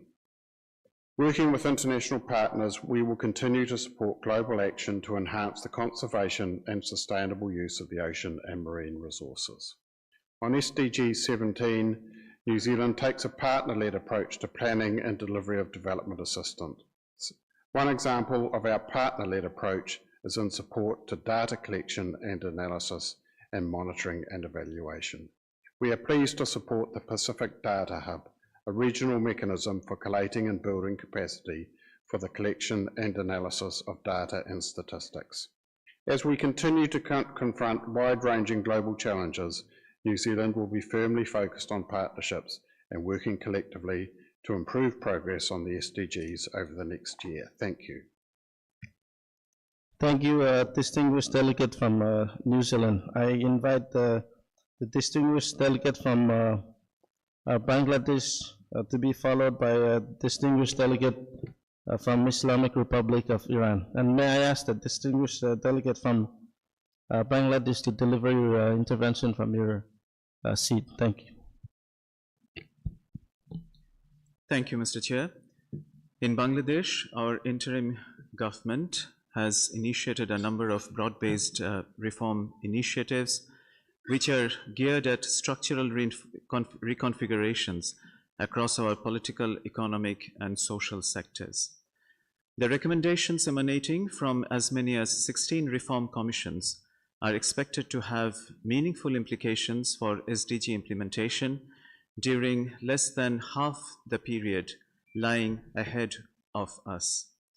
Bangladesh's participation at the voluntary national review this year will be an objective exercise in taking stock of the progress made, the challenges persisting, and the opportunities for tangible and effective international partnerships. Mr. Chair, while we have witnessed a steady decline in poverty and hunger in Bangladesh, there appears to have been concomitant rise in inequalities. Likewise, enhanced access to education, near universal primary school enrollment, and gender parity at primary and secondary levels have not matched pace with quality transformative education across the rural-urban divide. In case of health interventions, community-based primary healthcare facilities have made significant dents in child and maternal mortality, yet growing NCD burden and recurrent pandemic threats continue to put our health systems under stress. A sea change evident in women's empowerment through the combined factors of education, employment, entrepreneurship, and social protection is still marked by certain forms of discriminations and violence. Our vibrant manufacturing and digital entrepreneurship landscape remains invested in expanding decent work opportunities, with steady progress being made on tackling child labor, workplace complaints, and industrial relations management. Bangladesh's development narrative remains particularly vulnerable to the climate crisis, with sustained efforts being made to strengthen climate adaptation and reverse loss and damage. Our economy, environment, and ecology are largely reliant on transboundary cooperation to manage water stress, reduce pollutions, and conserve biodiversity. Protracted humanitarian issues like the Rohingya crisis, awaiting a durable solution, continues to pose threats not only to Bangladesh, but also to regional peace and stability. Mr. Chair, Bangladesh has always been a test case for the merit and efficacy of getting the international development architecture right. The mostly functional geo-NGO collaboration at the national level, complemented by well-designed international support measures and interventions, have created real impacts on the ground and allowed incremental progress across all our socio-economic indicators. However, some critical trade-offs had to be made in the process, especially within a limited policy and fiscal space, which created certain societal fault lines further accentuated by governance deficits. With SDG 17 under focus, we urge our international development partners to work towards delivering on their internationally agreed financing commitments for developing countries. We reiterate our calls for harmonizing international support with national development strategies, for making climate and development financing further accessible, and for allowing life-saving technologies to be transferred to underserved communities that need them the most. I thank you. Thank you, distinguished delegate from Bangladesh. I invite the distinguished delegate from Islamic Republic of Iran to be followed by the distinguished delegate from a collective statement of APRSM. Bismillah ar-Rahman ar-Rahim. Your Excellencies, distinguished ladies and gentlemen, Mr. Chairman, I would like to extend my gratitude to the Secretariat to hold this significant forum for providing opportunity for member states to share their perspectives, experiences, and challenges regarding sustainable development. It is a great honor to represent the development progress in Islamic Republic of Iran at this important forum. Achieving the right to development transcends borders, and no notion should be deprived of the human experience or global scientific and technological advancements necessary to realize this right. The central theme of ESCAP in pursuing the SDGs highlights precisely this notion. No one should be left behind.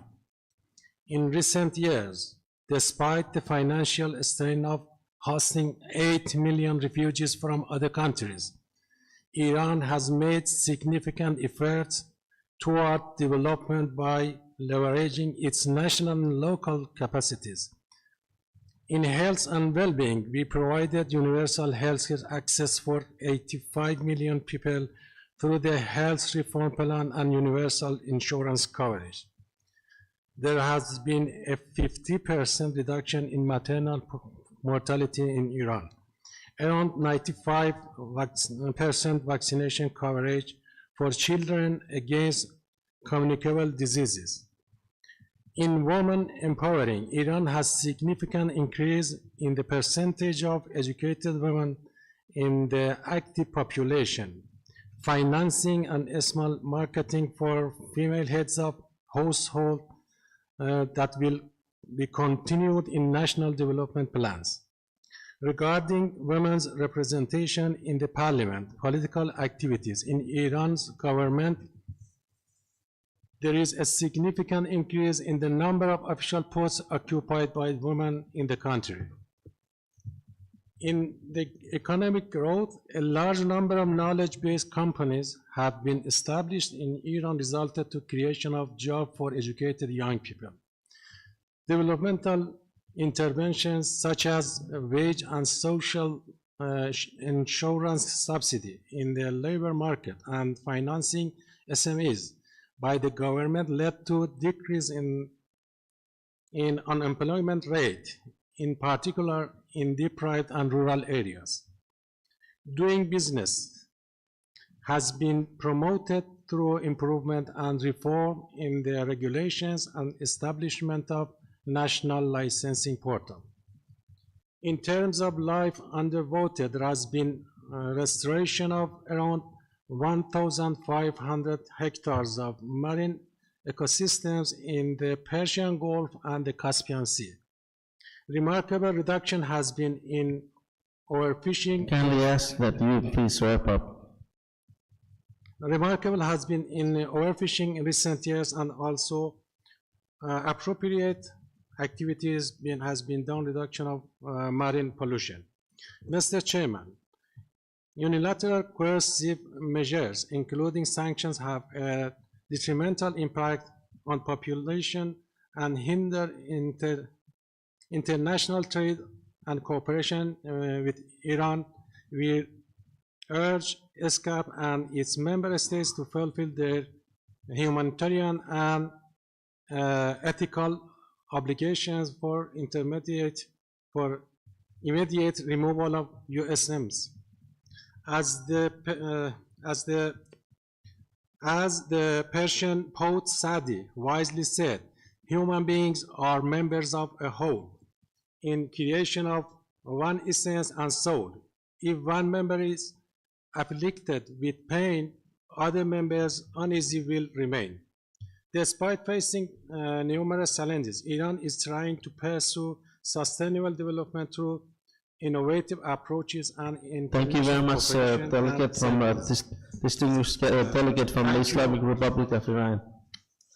I now invite the distinguished delegate from collective statement of APRCM to be followed by Armenia. Thank you, Chair. We delivered this statement on behalf of APRCEM. The lack of progress on sustainable development, compounded by emergent multidimensional crisis, requires an action-oriented, bold, and convincing multilateralism to translate transformation in both ambitions and outcomes. Billions in the Global South look at the upcoming processes, including the 4th International Conference on Financing for Development, the World Social Development Summit, and the implementation of the Pact for the Future, to deliver on the commitment for restoring trust in our multilateral collective. Moreover, the implementation and accountability mechanisms across these processes needs to be strengthened for recognizing the unmet ODA commitments, the SDG shortcomings for protecting human rights and civic spaces, and for resolving conflicts and wars as critical measures to enhance the efficiency of our multilateral outcomes. Half of the targets of the SDG goals are behind, while the other half is difficult to measure due to insufficient data, notwithstanding the post-COVID and other emergent crises. The lack of data, 2/3 into the timeline, is a stark reflection of the level of governmental commitments marred by the lack of capacity and political will to monitor the SDGs. Insufficient data to measure progress is a critical areas such as gender equality, SDG 5, and peace, justice, and strong institution, SDG 16, ignores structural and systematic barriers despite the recent multilateral consensus on the need for global governance reforms in the Pact for the Future. Recommendations. First, in line with the Secretary General's vision for the WSSD to reconceptualize the social contract between governments and people of the world, embrace a comprehensive vision of human rights to ensure universal social protection, universal healthcare coverage, adequate housing, jobs and education for all, eradication of poverty, and reduction of inequalities within and among countries. Second, comprehensively address debt distress, democratize the international financial architecture, adapt, not deny science to survive climate change, enhance development financing, not as an act of benevolence, but that of historical responsibility to live up to the foundational principles of the UN Charter of Peace, Rights and Development. Third, ensure meaningful participation of children, youth and young key populations in accelerating the 2030 agenda and implementation of the Pact of the Future, Declaration on Future Generations, and Global Digital Compact to shape a future that we deserve.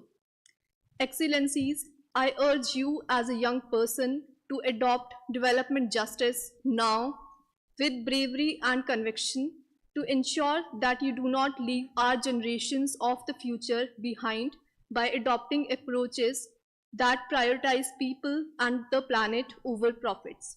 Thank you, Chair.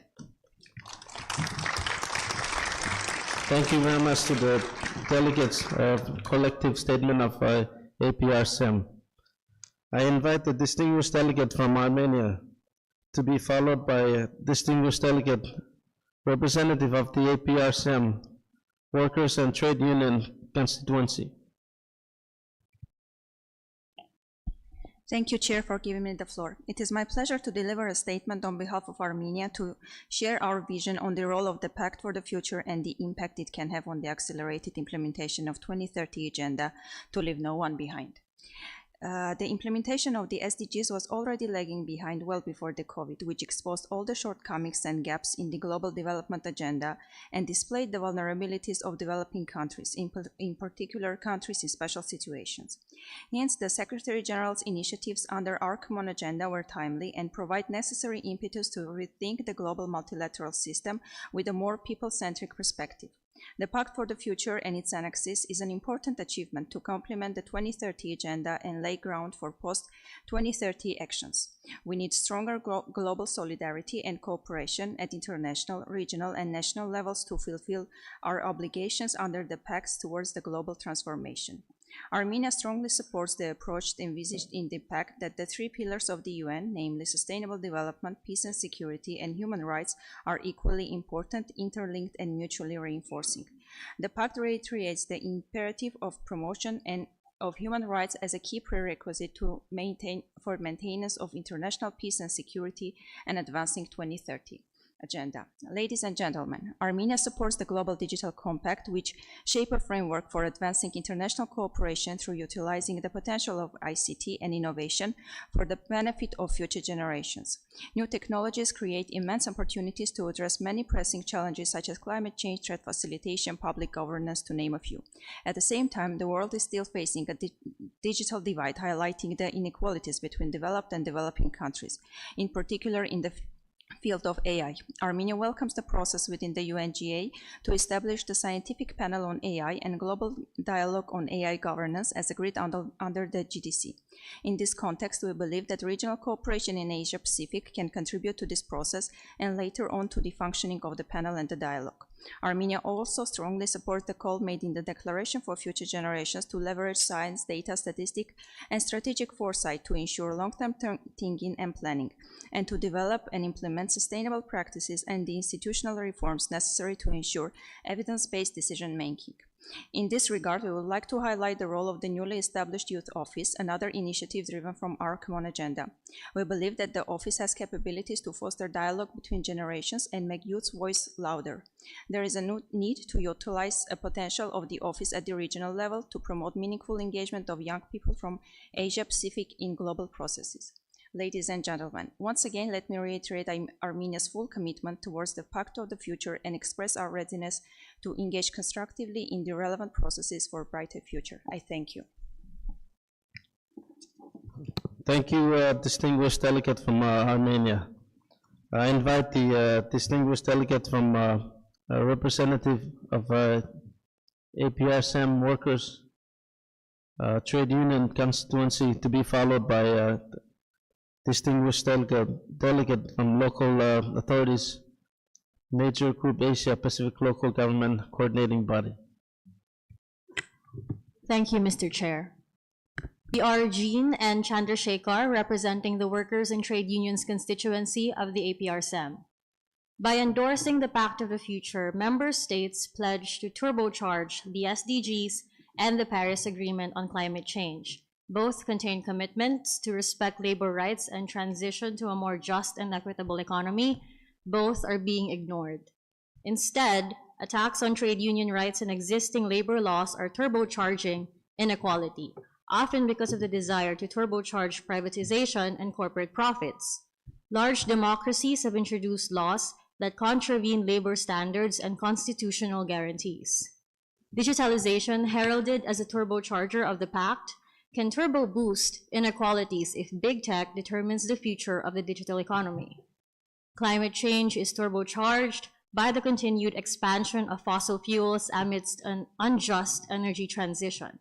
The only transition currently going on is the transfer of public energy to private corporations. Wealth inequality is turbocharging as billionaires continue to avoid taxes and exploit labor, amassing unprecedented wealth and political influence. Unfortunately, many statements we heard today express an intention to continue with the failed model of bowing to corporate-led private sector policy interests. Yeah, to turbocharge the SDGs, governments must instead take the following actions: protect the fundamental rights at work, ensuring freedom of association, collective bargaining, and the right to strike without fear of reprisal.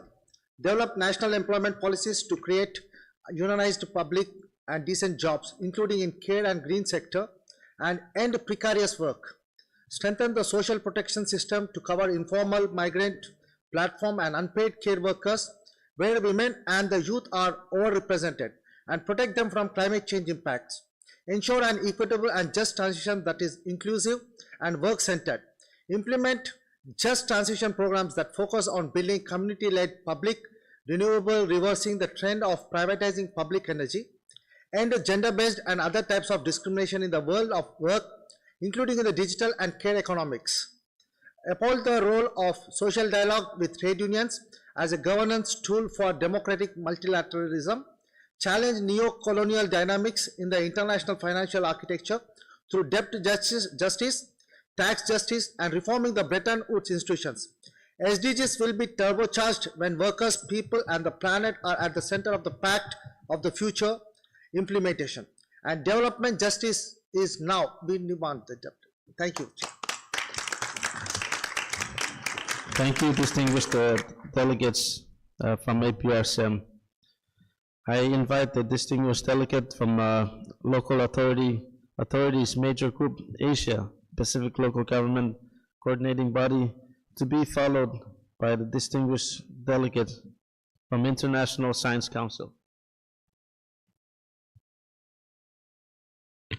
Thank you for the opportunity to take the floor. I am Ashok Byanju, Mayor of the Durikhel Municipality, Nepal, and I speak on behalf of the organized constituency of the local authorities represented by the Asia Pacific Local Government Coordinating Body and coordinated by the United Cities and Local Government Asia Pacific, or ECLG SPARC.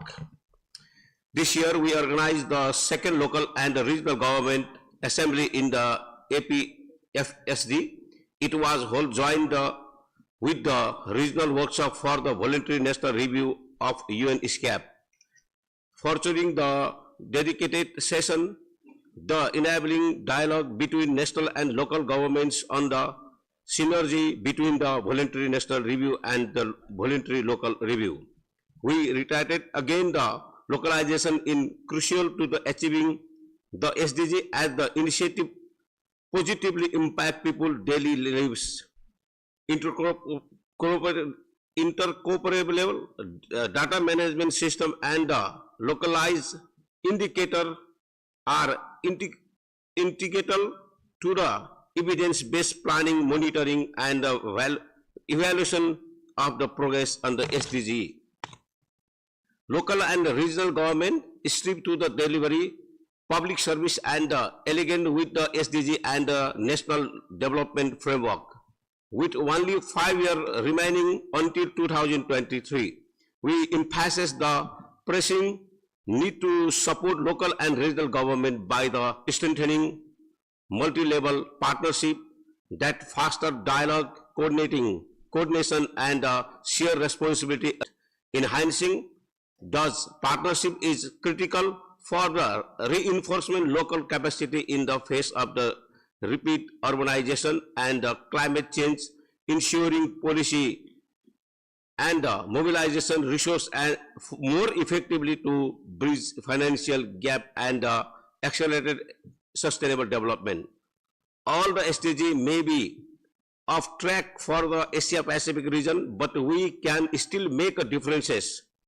Local and regional government will push forward to create the future we want. We stand together with national governments, UN bodies, development partners, and the civil society organizations is advancing solution for the SDG and leveling on behalf of UCLG. Thank you so much. Thank you to the distinguished delegates of local authorities, major group, Asia Pacific Local Government Coordinating Body.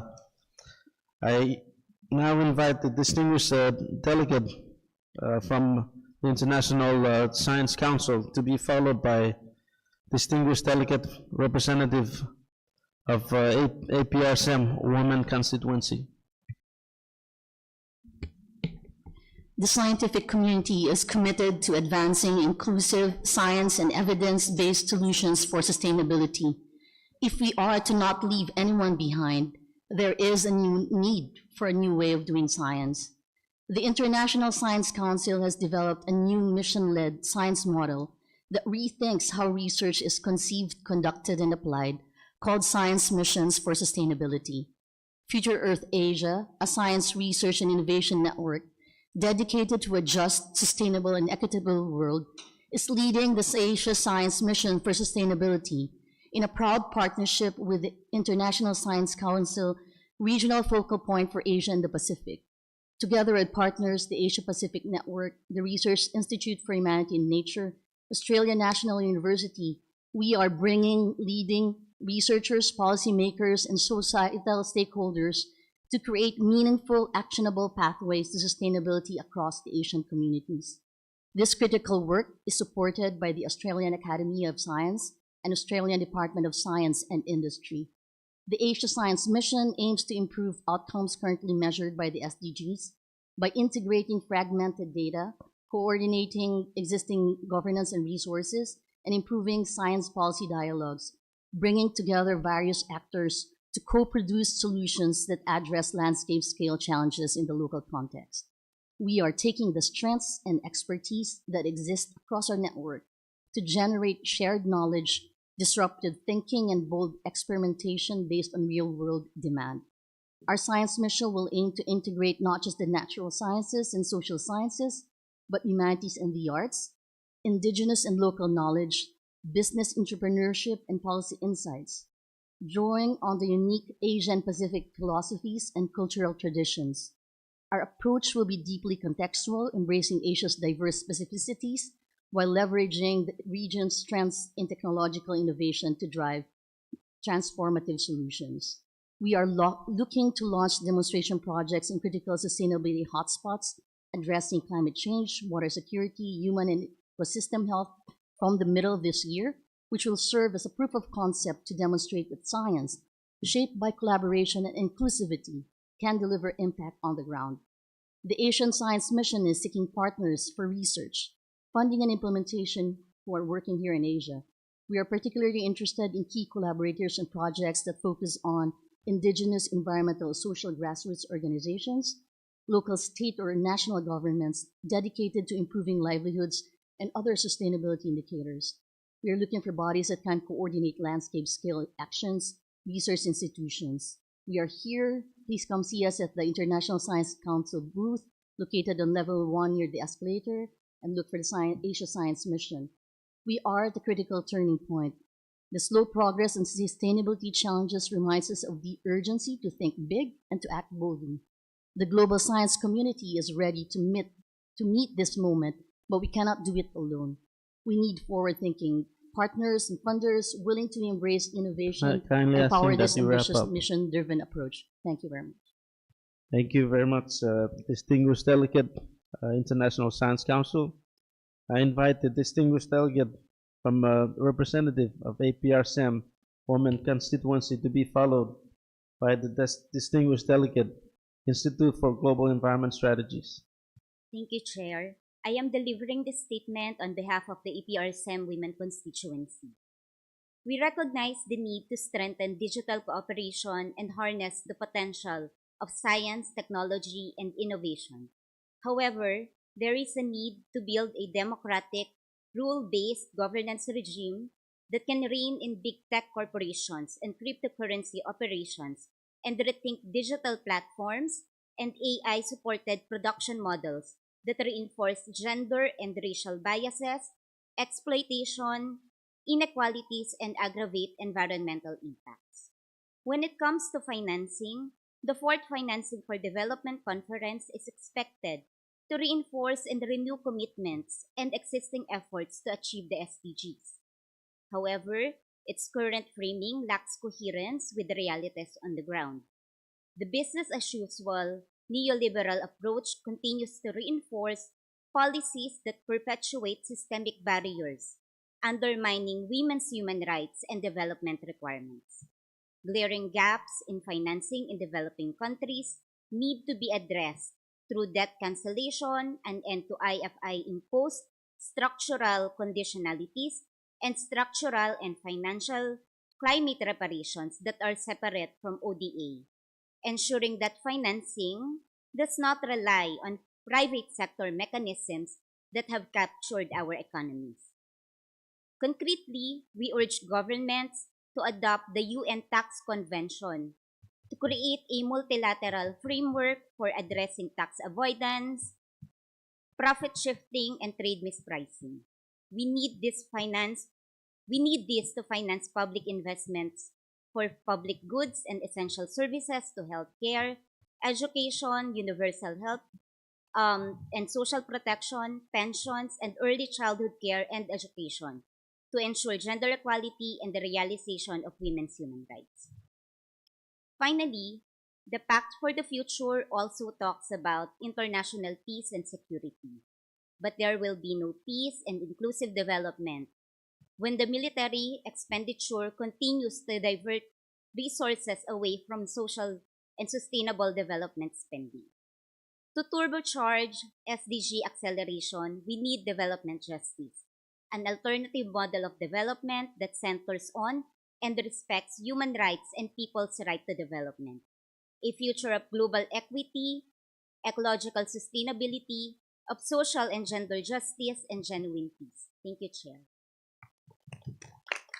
Thank you, distinguished delegate, representative of APR-SAM Women Constituency. I invite the distinguished delegate, Institute for Global Environment Strategies, to be followed by distinguished delegate, International Federation of Red Cross and Red Crescent Societies.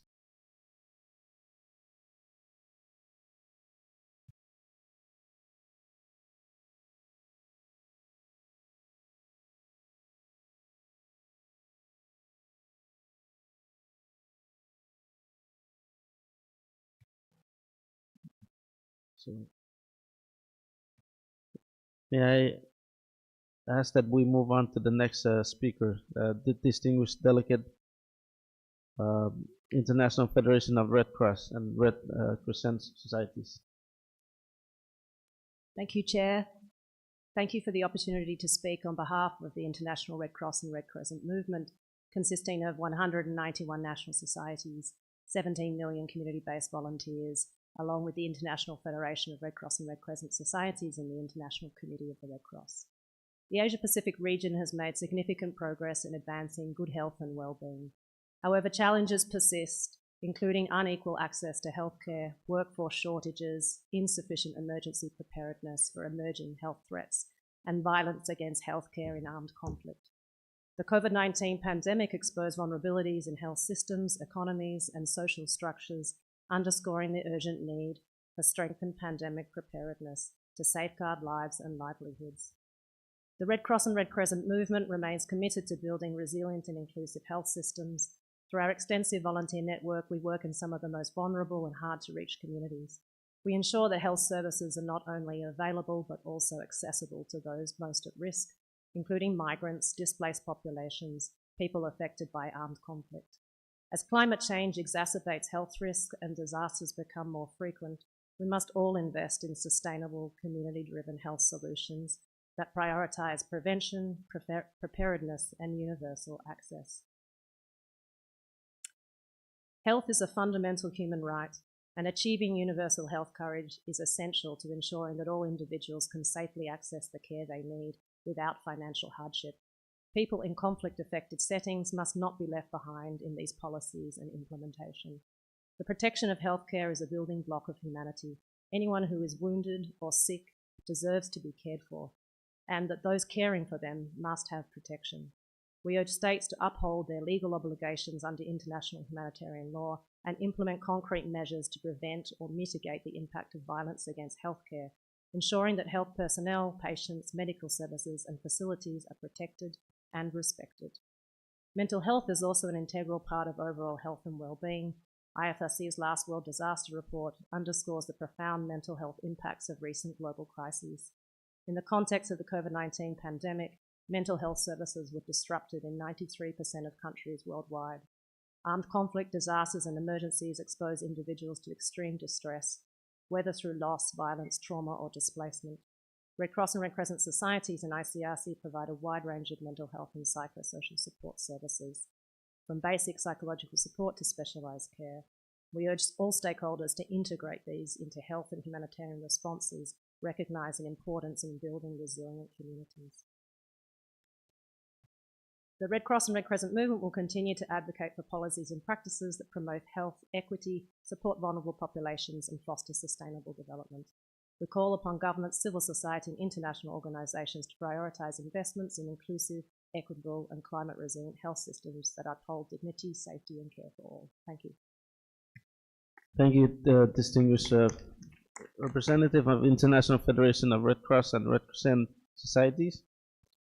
I invite the distinguished delegate from the United Nations Population Fund, or UNFPA, to be followed by distinguished delegate UNESCO. Thank you, Chair. Excellencies, distinguished delegates and colleagues. There is a proverb in Southeast Asia which says, when gentle breezes stick together, they can have the power of a typhoon. That sentiment adequately describes the remarkable spirit of partnership and innovation we have witnessed transforming this tremendous region. Whether it be a midwife providing over 90% of the sexual and reproductive health needs of the women in her rural community, or that police captain sensitizing his workforce on the appropriate means of support to survivors of GBV, it is local leadership that makes the difference.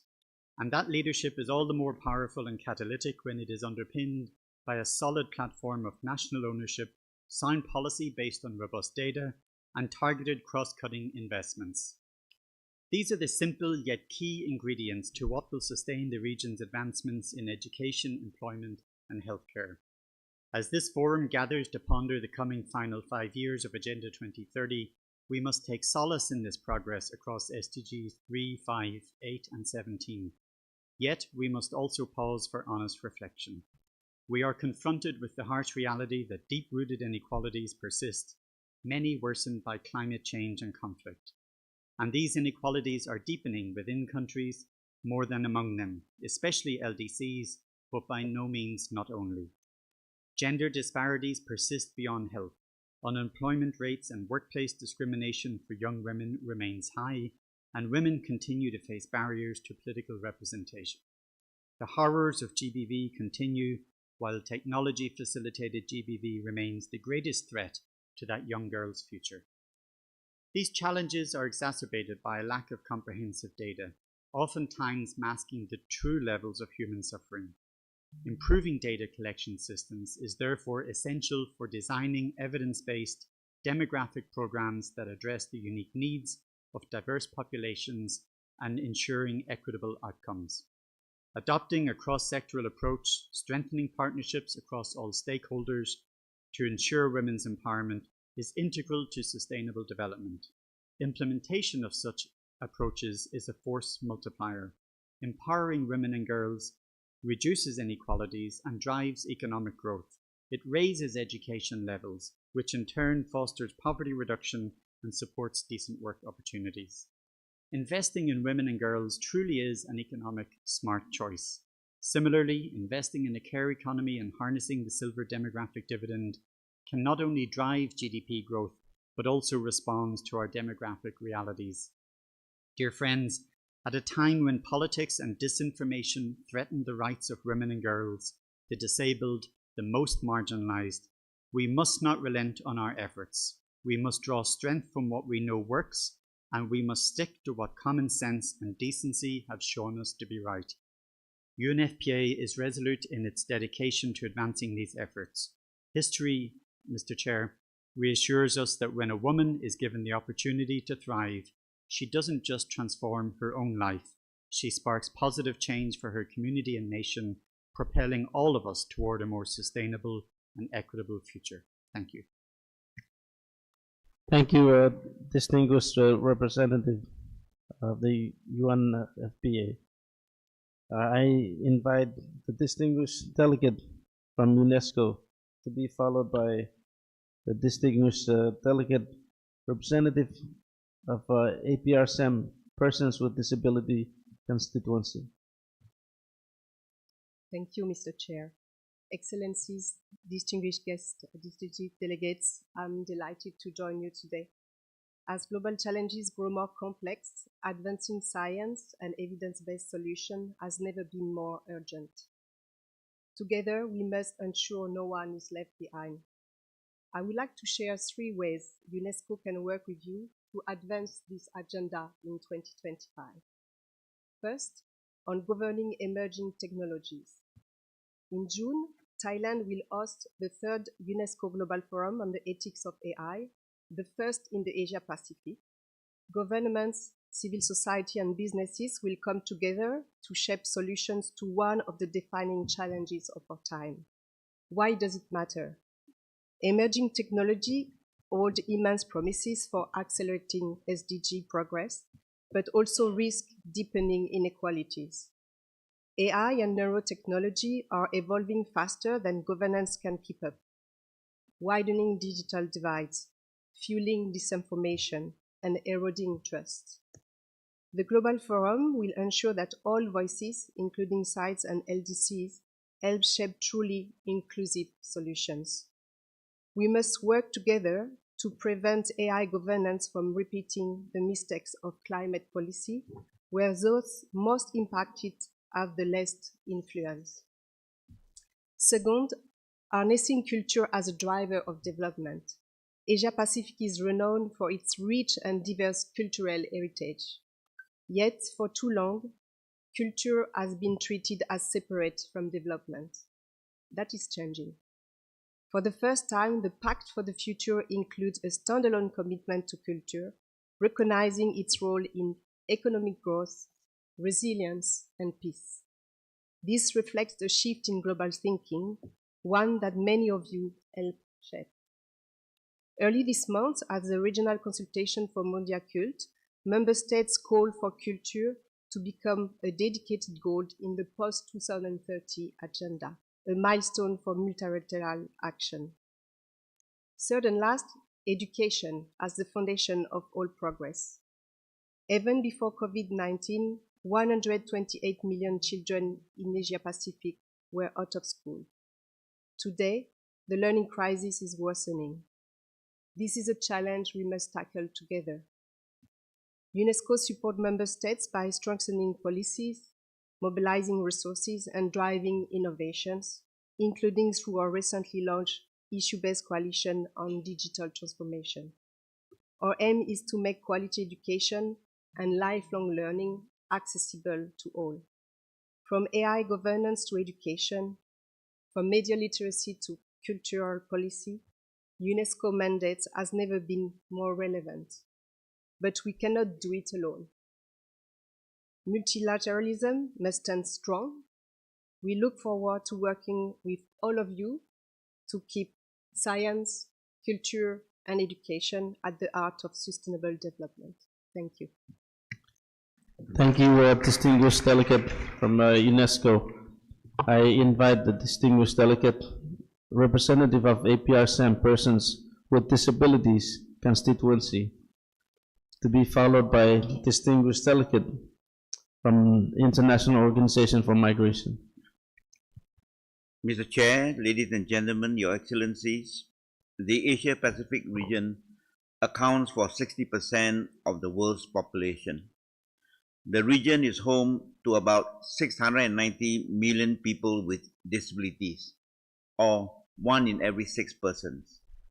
People with disabilities face inequality opportunities in securing basic health care, quality education, and decent work. Disability inclusion is a critical cross-cutting issue that intersects with many SDGs.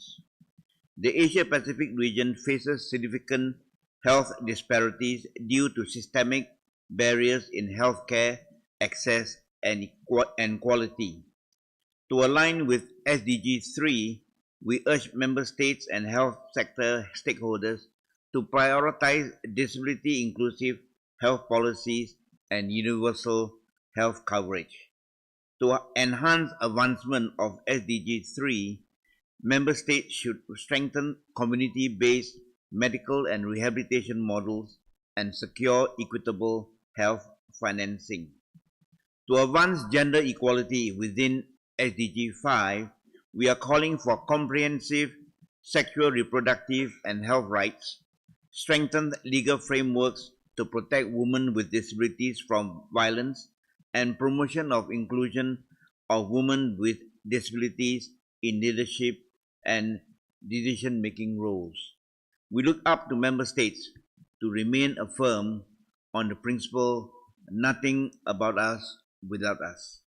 To accelerate progress under SDG 8, states must take action to create universal social protection framework and promote anti-discrimination legislation and inclusive hiring policies, reasonable accommodation and accessibility, training and skill development, and disability disaggregated data management systems.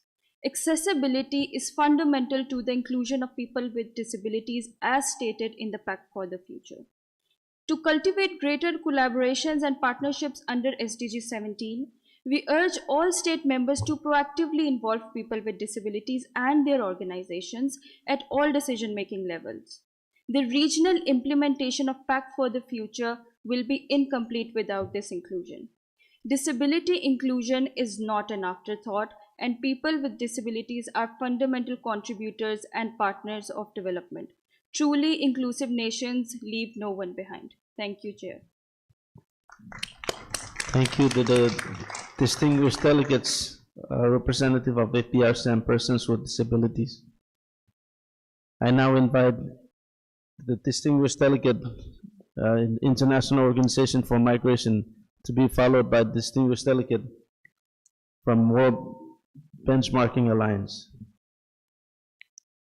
Thank you, Mr. Chair. Excellencies, distinguished delegates, dear colleagues, it is an honor for the International Organization for Migration, IOM, to address this 12th Asia-Pacific Forum on Sustainable Development.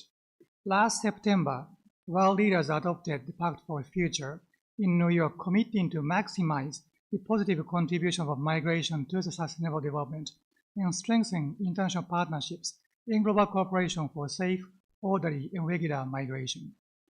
Migration is a defining feature of our time, especially in Asia and the Pacific, home to over 40% of all the migrants globally. Movements within and across borders have profoundly shaped the demographic, economic, and social landscape, making migration a key enabler of sustainable development in Asia-Pacific. However, challenges persist, as highlighted by IOM's latest data, as well as ESCAP's Asia-Pacific Migration Report 2024 and the SDG Progress Report 2025. Last year alone, over 2,100 migrants from Asia-Pacific died or went missing on migration routes. By the end of 2023, 17.5 million people were forcibly displaced in the Asia-Pacific region due to conflict and violence. Additionally, climate-induced disasters caused 12.8 million internal displacements. Saving lives and protecting and assisting migrants in distress is a priority, alongside building resilience and finding solutions to displacement. IOM therefore calls on member states for expanding safe, orderly, and regular pathways for migration to help reduce irregular migration, including by strengthening labor mobility frameworks that safeguard migrant workers' rights with a special focus on women and youth. This is essential for accelerating inclusive economic growth in the region. Distinguished delegates, harnessing migration's full potential requires a whole-of-government, whole-of-society approach for member states to engage all relevant stakeholders, including the private sector, civil society, NGOs, academia, media, and migrants themselves, including the diasporas, to design and implement effective migration policies that leave no one behind. We need accurate, timely, and disaggregated data, and we also need to take advantage of digital transformation for innovative solutions. Earlier this month, the ESCAP convened the second Asia-Pacific Regional Review of the implementation of the Global Compact for Safe, Orderly, and Regular Migration, or GCM. Member states adopted the decision to call on ESCAP and other member agencies of the Asia-Pacific Regional UN Network on Migration to continue supporting the implementation of the GCM in the context of 2030 Agenda for Sustainable Development, and IOM reaffirms its commitment to these endeavors. I thank you, Mr. Chair. Thank you, distinguished delegate, International Organization for Migration. I invite the distinguished delegate from World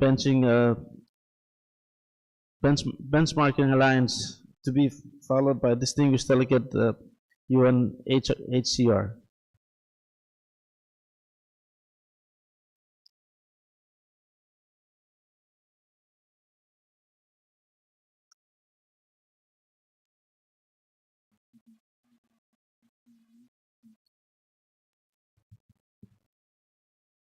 May I ask that we move on to the next speaker?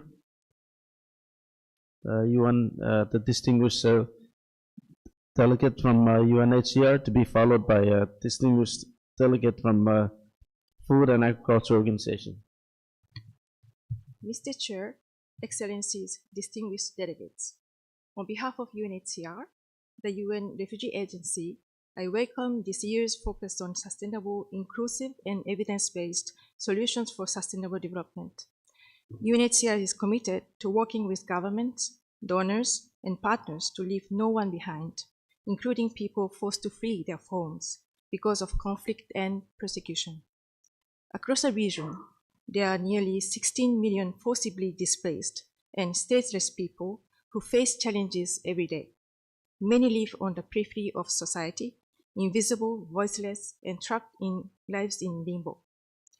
Inclusion is key to advancing sustainable solutions for these people. Without it, efforts to achieve the Sustainable Development Goals will remain incomplete.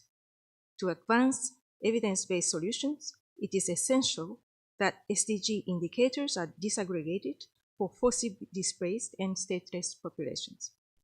Governments will be able to ensure accurate measurement and integrate the voices of displaced communities into decision-making processes.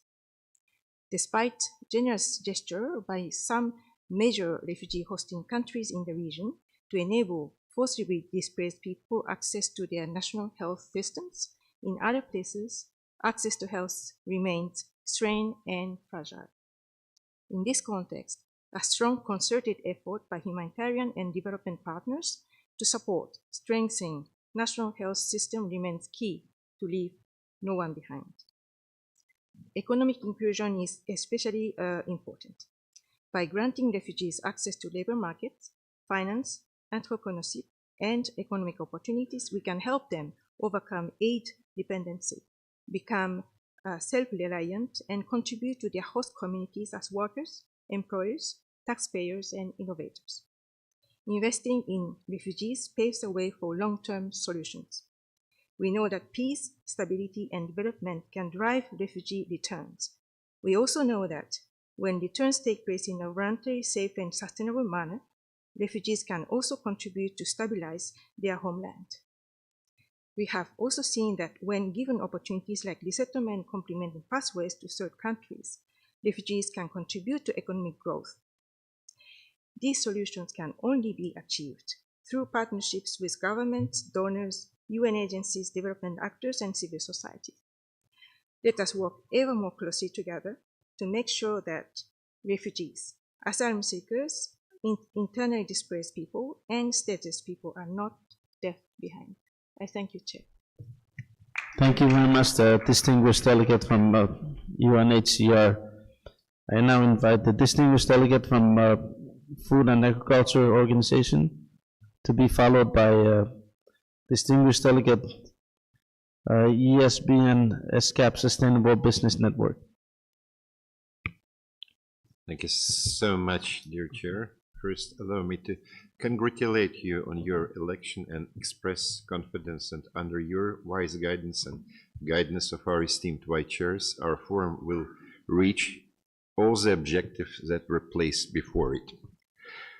Ladies and gentlemen, agri-food system transformation is central to the 2030 agenda. Asia and the Pacific aquatic food systems play a pivotal role in enhancing food security, improving nutrition, and eradicating poverty in the region. As the world's largest aquaculture producer, contributing over 92% of global farmed aquatic foods, the region stands at the forefront of sustainable agri-food systems transformation.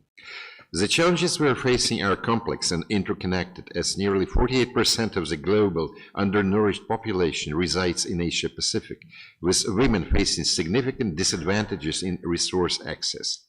Closing the gender gap could boost global GDP by $1 trillion and reduce food insecurity for 45 million people in the region. To achieve that, we need to find answers for numerous acute challenges placed before us. For instance, overfished stocks continue to grow, demanding urgent attention to sustainable fish stock management practices. These are addressed by FAO's Blue Transformation Network through a triple focus on food security, poverty eradication, and environment sustainability. Critical actions include eliminating IUU fishing, ending subsidies, and implementing ecosystems-based, science-driven fisheries management. We emphasize empowering small-scale operators and indigenous peoples, ensuring their voices influence decision-making. Financial inclusions remain vital, particularly for women and young entrepreneurs in agri-food systems. FAO calls for strengthening policy coherence and increased investment in gender disaggregated data collection. By investing in sustainable practices, employment-intensive initiatives, and targeted financial support, we can create decent jobs while promoting food security and environmental sustainability. We urge members to accelerate effort in building resilient, equitable, and sustainable food systems through evidence-based policies that address gender inequalities, promotes health security, and ensure inclusive growth. This integrated approach of promoting better production, better nutrition, better environment, and a better life, leaving no one behind, is fundamental to achieving the SDGs in Asia as a Pacific Sustainable Development Journey. Thank you for your attention.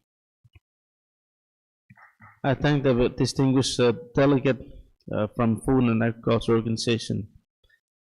I ask the Secretary to please play the pre-recorded video from ESCAP Sustainable Business Network, to be followed by a distinguished delegate representative of APR-SAM Indigenous People Constituency.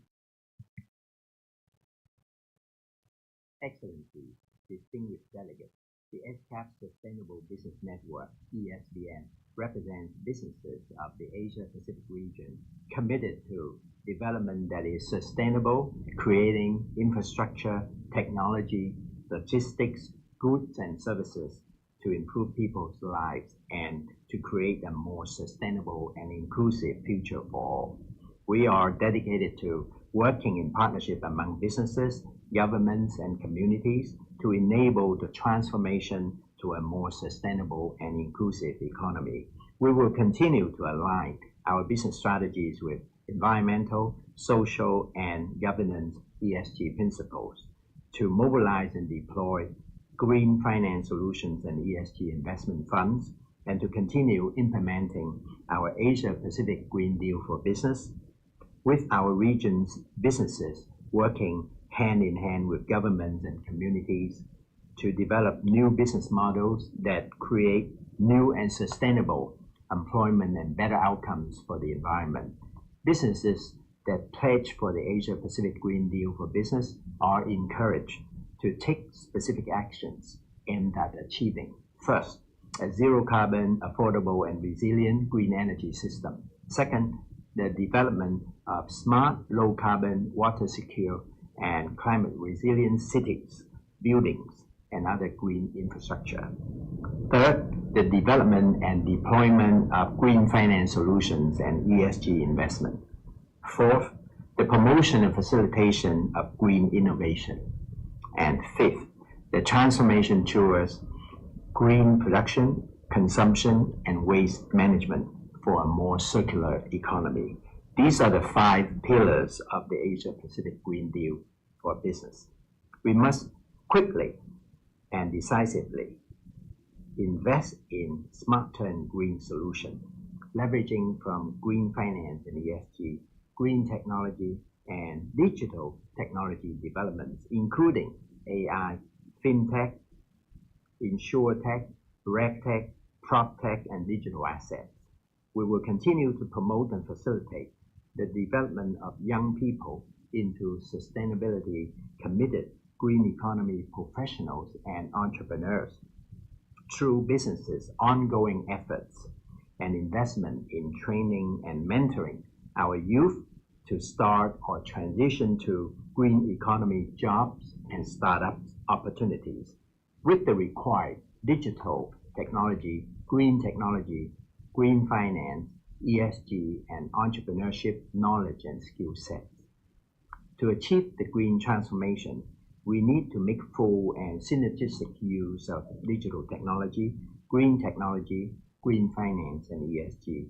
And we need the full participation and contribution of our young professionals and entrepreneurs. We will also need to better engage and mobilize, particularly sovereign wealth funds, family offices, and listed companies towards driving impact investment globally to deal with serious challenges like climate change, social inequality, the digital gap, and economic instability.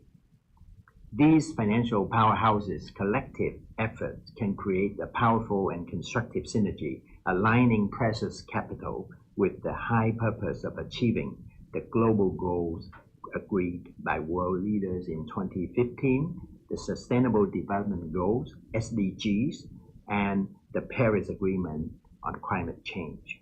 We are implementing the Asia-Pacific Green Deal for Business to demonstrate our conviction that the private sector must take the leading role in the green transformation of our region for the good of the world.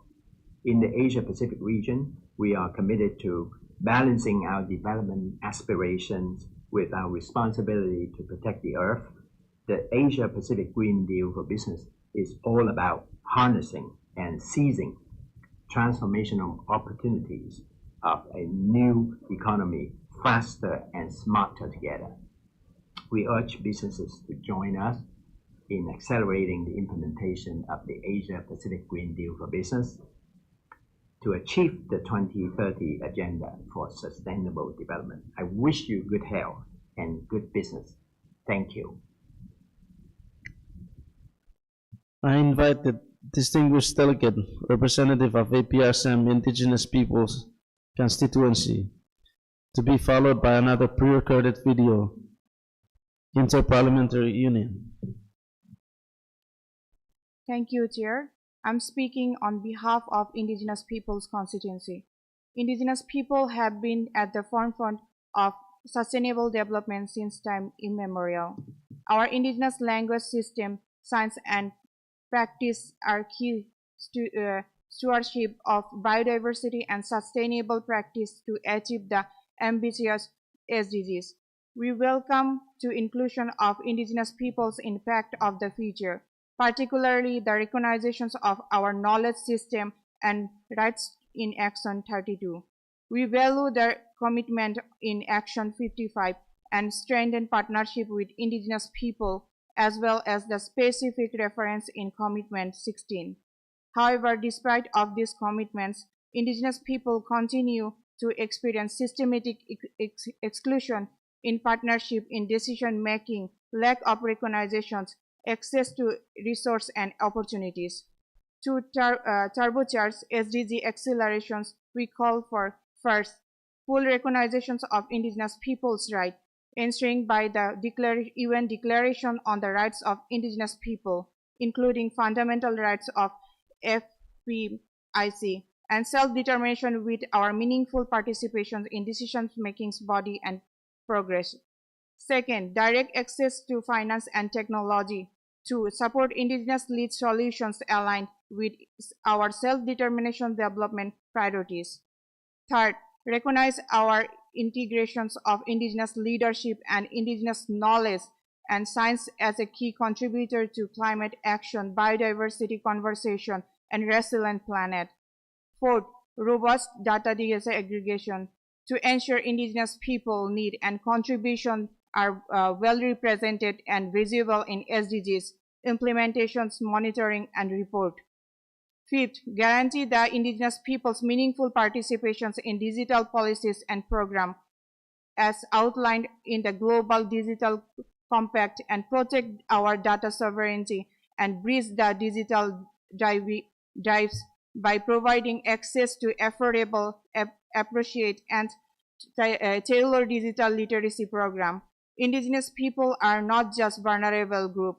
We are key partners in achieving the SDG. Let us work together to build a sustainable, inclusive, and equitable future in peace and harmony. Thank you all. I thank the distinguished representative of APR-SEM Indigenous Peoples Constituency. May I ask the Secretary to play the pre-recorded video from Inter-Parliament Union to be followed by the distinguished delegate representative of APR-SEM Migrants Constituency.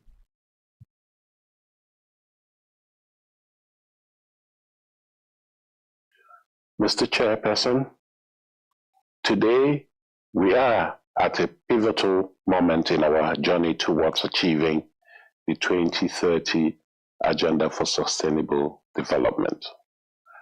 To fulfill the promise of leaving no one behind, we must urgently advance sustainable, inclusive, science and evidence-based solutions, and we must do it together. Various are the international agreements and resolutions that highlight the importance of collaboration in addressing global challenges. The Pact for the Future and United Nations General Assembly Resolution 77/159 on enhancing the role of parliaments in accelerating the achievement of the Sustainable Development Goals provide meaningful recommendations to strengthen partnerships, including among governments, parliaments, and the Inter-Parliamentary Union, to deliver on existing commitments and address new and emerging challenges. For those of you who are not familiar with the Inter-Parliamentary Union, the IPU is the global organization of parliaments. We work inter alia for sustainable development by mobilizing parliamentarians around the achievement of the SDGs through political dialogue, cooperation, and parliamentary action. We are delighted to have been collaborating with the Economic and Social Commission for Asia and the Pacific, ESCAP, for several years now in organizing parliamentary events leading up to the Asia-Pacific Forum on Sustainable Development. Last week, we co-hosted a webinar in partnership with ESCAP and the Economic Commission for Europe as an associated event of the forum. The discussion focused on investing in strong public health and care systems while addressing gender inequalities. Representatives of parliaments, governments, and relevant stakeholders were invited to have an exchange on how to foster cooperation and collaboration as well as information sharing in order to promote evidence-based decision-making for the SDGs. We're pleased to see that this kind of discussion was of interest to countries from the ESCAP and ECE regions and beyond.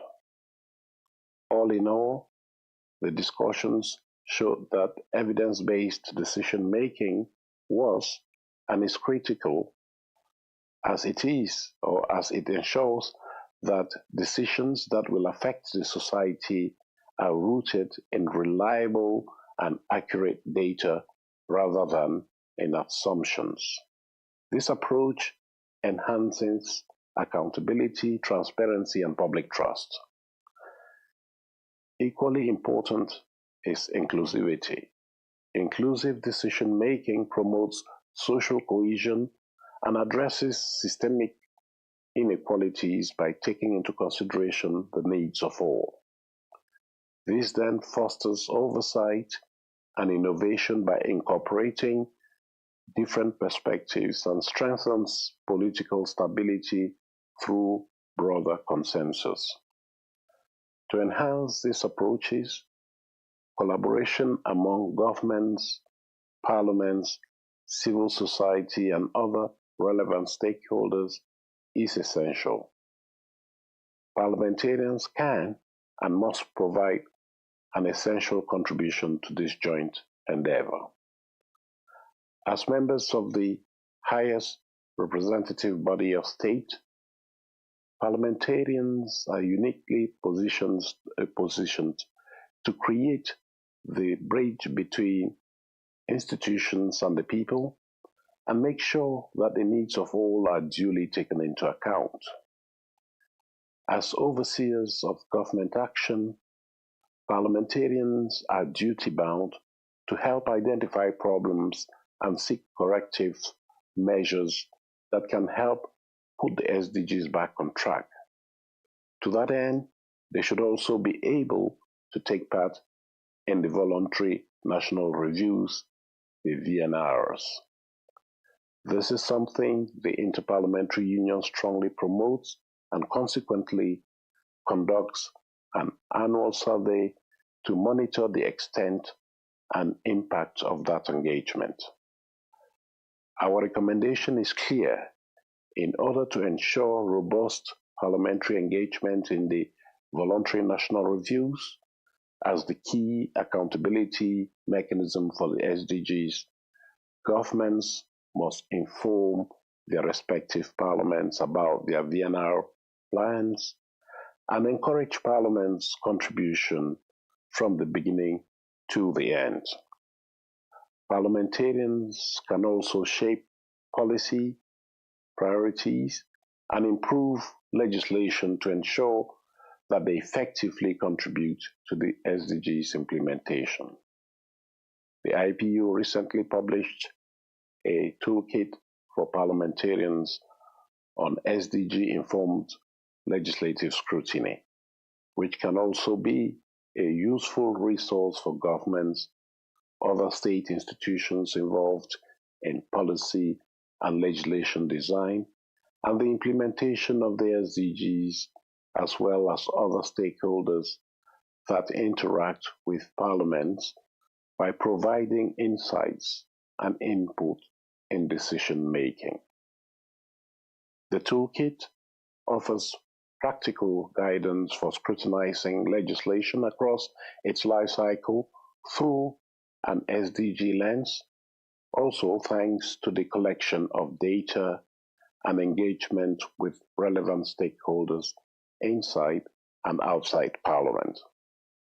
I would like to encourage you to consult this publication as it can strengthen synergies to help implement the SDGs and the recommendations in the Pact for the Future effectively. Cooperation is the only sustainable way to achieve the SDGs better, faster, and truly for all. Thank you for your kind attention. I invite the distinguished delegate, a representative of APRSM Migrant Constituency, to be followed by distinguished delegate, Institute for Global Environmental Strategy.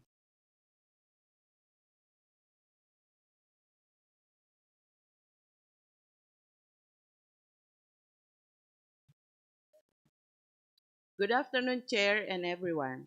I'm Dewi Amelia from the Asia Pacific Mission for Migrants, speaking on behalf of the Migrants Constituency of the Asia Pacific Regional CSO Engagement Mechanism.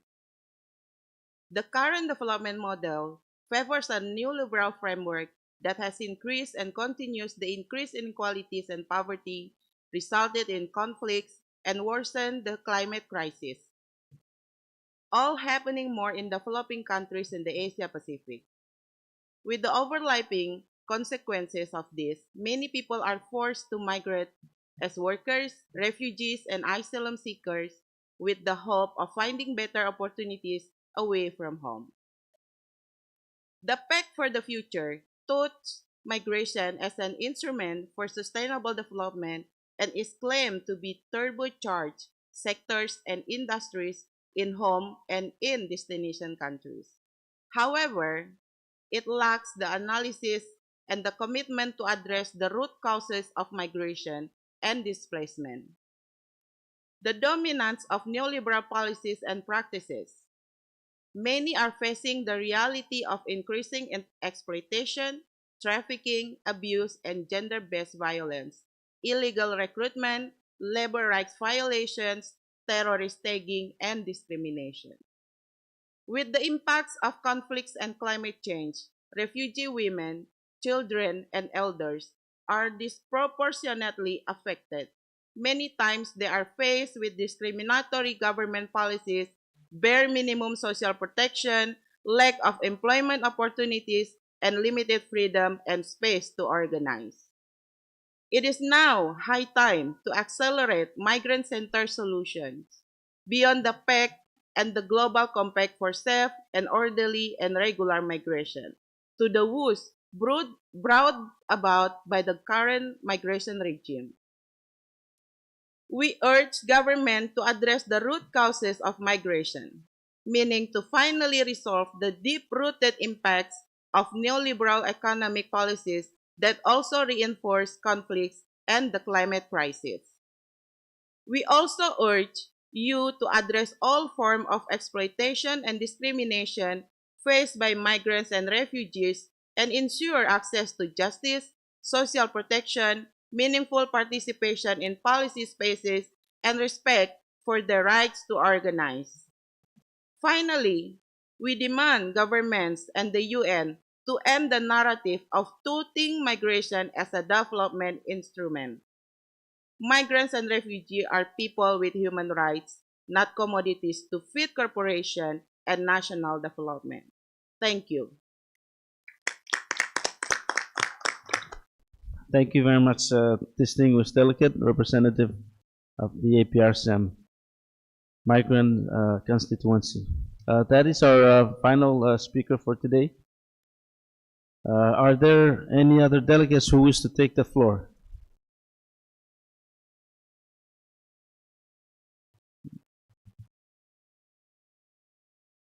I see that there are no more delegations who wish to take the floor. Allow me to close this meeting and thank you for all contributions and for an excellent segment.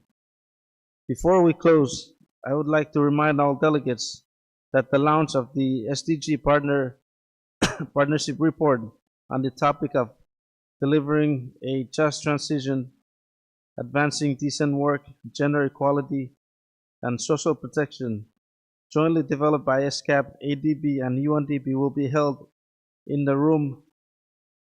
this room at 5:30. The event will be followed by a reception with live music to entertain all participants.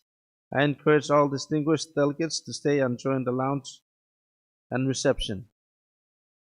Let me invite the Secretary to make some housekeeping announcement. Thank you. Thank you very much, Chair. And as you just indicated, the launch of the 2025 Partnership Report will be taking place in this hall at 5:30. Please do note there will be no interpretation for the launch of this report. Again, it's my pleasure also to inform you that you are invited to a reception which is graciously hosted by the Asian Development Bank right after the launch. Thank you very much. Thank you very much. The meeting is adjourned.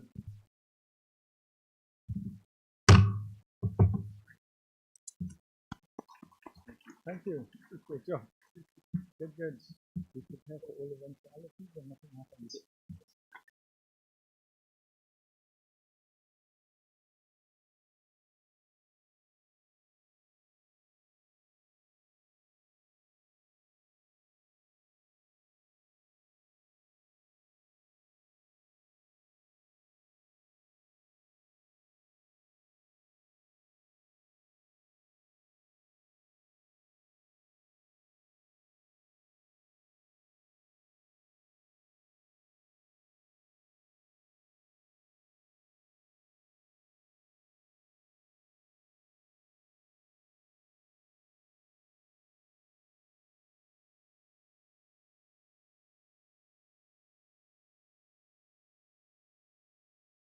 Distinguished delegates, excellencies, the launch for the SDG Partnership Report will be commencing in 5 minutes. Please stay in your seats and remain in the room. Thank you.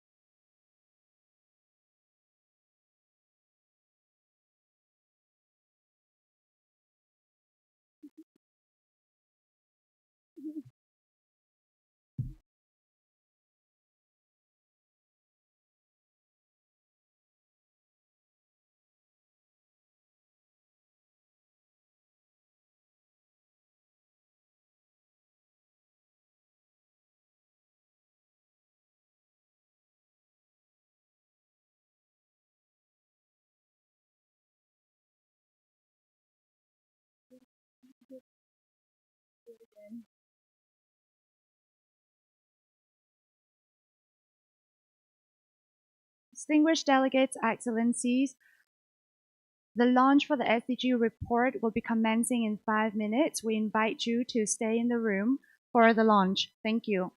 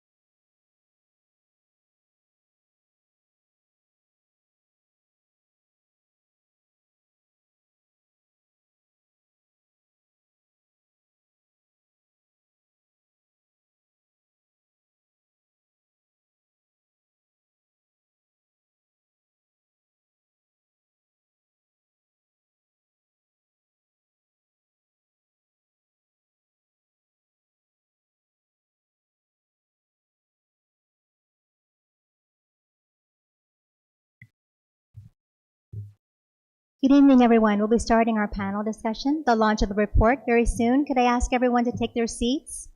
Thank you.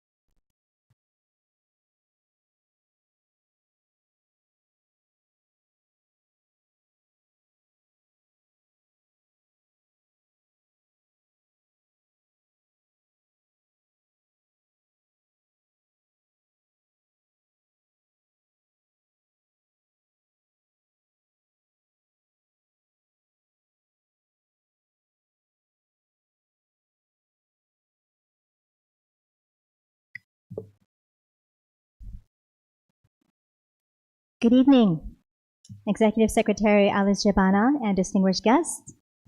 Welcome to the launch of this year's report for the Asia-Pacific SDG Partnership.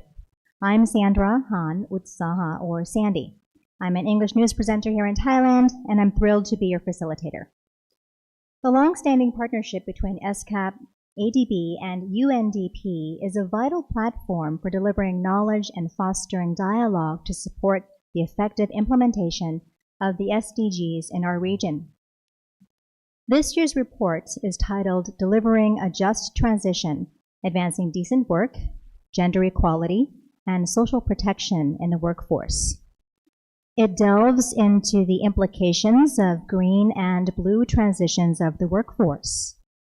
It examines issues around readiness, productivity, gender equality, health and social protection, and offers solutions and policy recommendations to ensure that no one is left behind. Today, we will hear from senior representatives of the 3 partner organizations.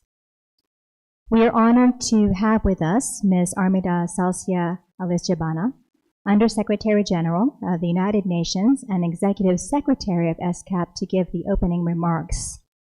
And afterwards, our distinguished panelists will share their insights and experiences on the key issues affecting a just transition of the workforce to sustainable economies. Representing UNDP, we have Ms. Kani Wignaraja, United Nations Assistant Secretary General and UNDP Regional Director for Asia and the Pacific. And representing ADB, we have Ms. Noelle O'Brien, Director of Climate Change.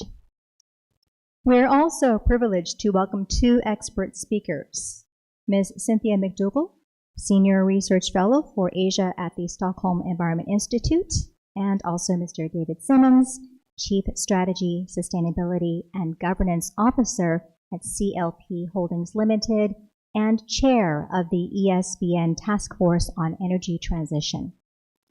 Please note that we are live streaming on YouTube, and at the end of the panel, we'll open the floor to questions from the in-person audience. Lastly, we would like to invite you to join us for a cocktail-style reception at 6:30 p.m. outside ESCAP Hall to continue the discussion and network with fellow attendees. And now, without further ado, may I please invite Undersecretary General of the United Nations and Executive Secretary of ESCAP, Ms. Armida Salcia Alizjabana, for the opening remarks. Thank you very much, Sandy.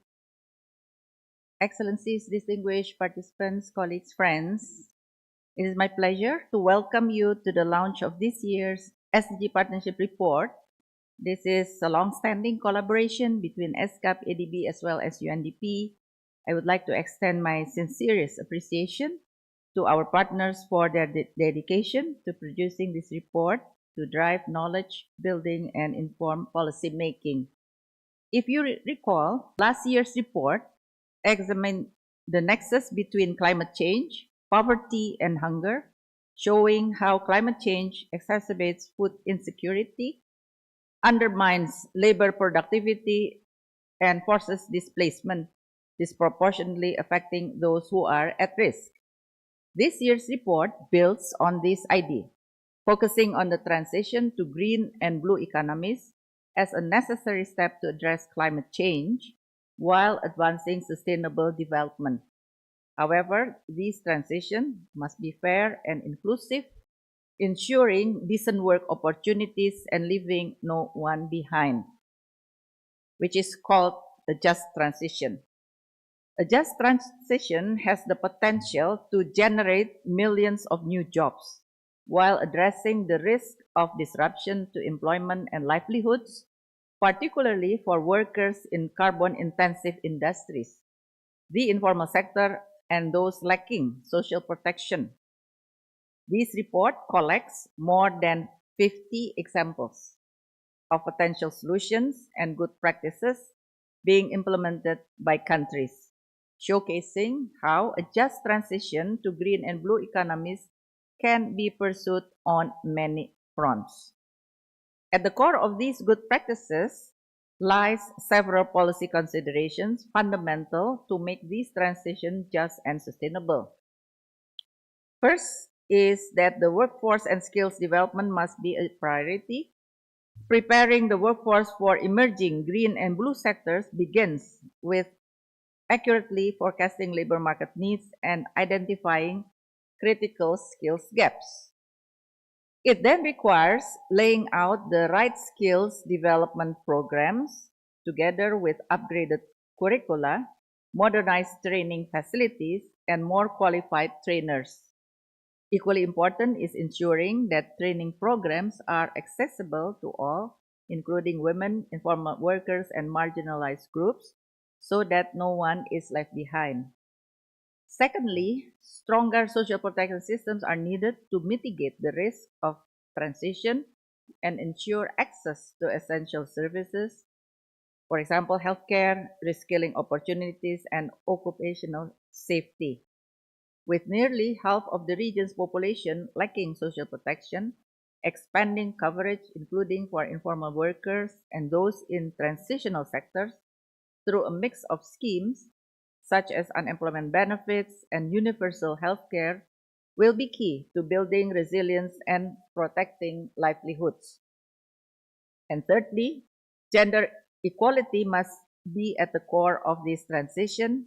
A just transition cannot succeed unless women have equal opportunities to participate in and benefit from the green and blue economies. Advancing these priorities is not merely technical, it is profoundly humane. The case studies presented in the report make clear that achieving a just transition demands action and the right means to implement them at scale. It calls for well-coordinated and integrated policy making across multiple sectors as well as jurisdictions. It requires adequate financial resources to manage short-term transition costs, recognizing that this investment will yield long-term social as well as economic benefits. It demands strong social dialogue to ensure that the voices of workers, communities, and marginal groups are not only heard, but actively shape decision-making. and it needs international as well as regional partnership to support national efforts, national initiative, scaling up development finance, establishing cross-border collaboration framework, and sharing best practices. So with that, I look forward to your further insights, especially from our esteemed panelists, and I hope the report serves as a valuable references, resources to inform policies and drive action. Thank you very much, and I wish you a lively and successful session. Thank you.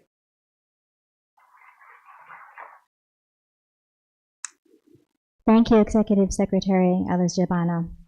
And before we speak with our expert panel, we have a video to share with you.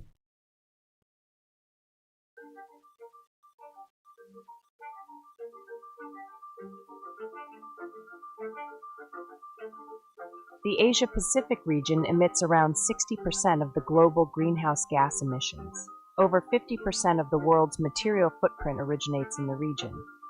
The alarming impacts of climate change, such as extreme weather events, food insecurity, and increased poverty, continue to unfold.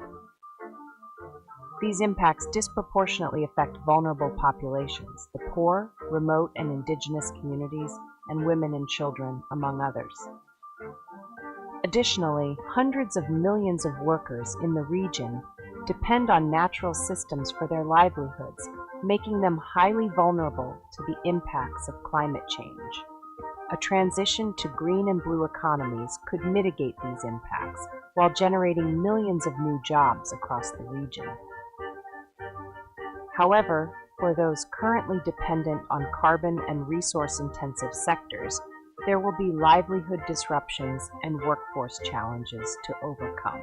A just transition of the workforce that is fair and inclusive is needed.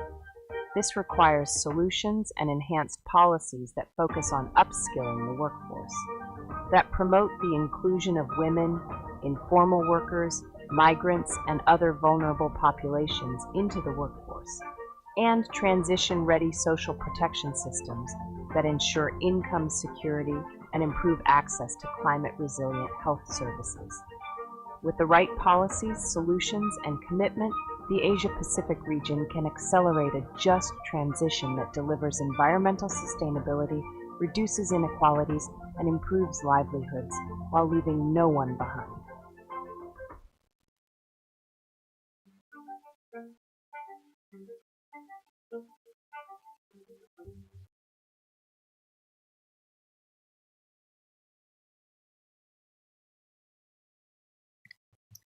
And with that, it is now the moment you've all been waiting for. It's time for us to hear from our esteemed panelists.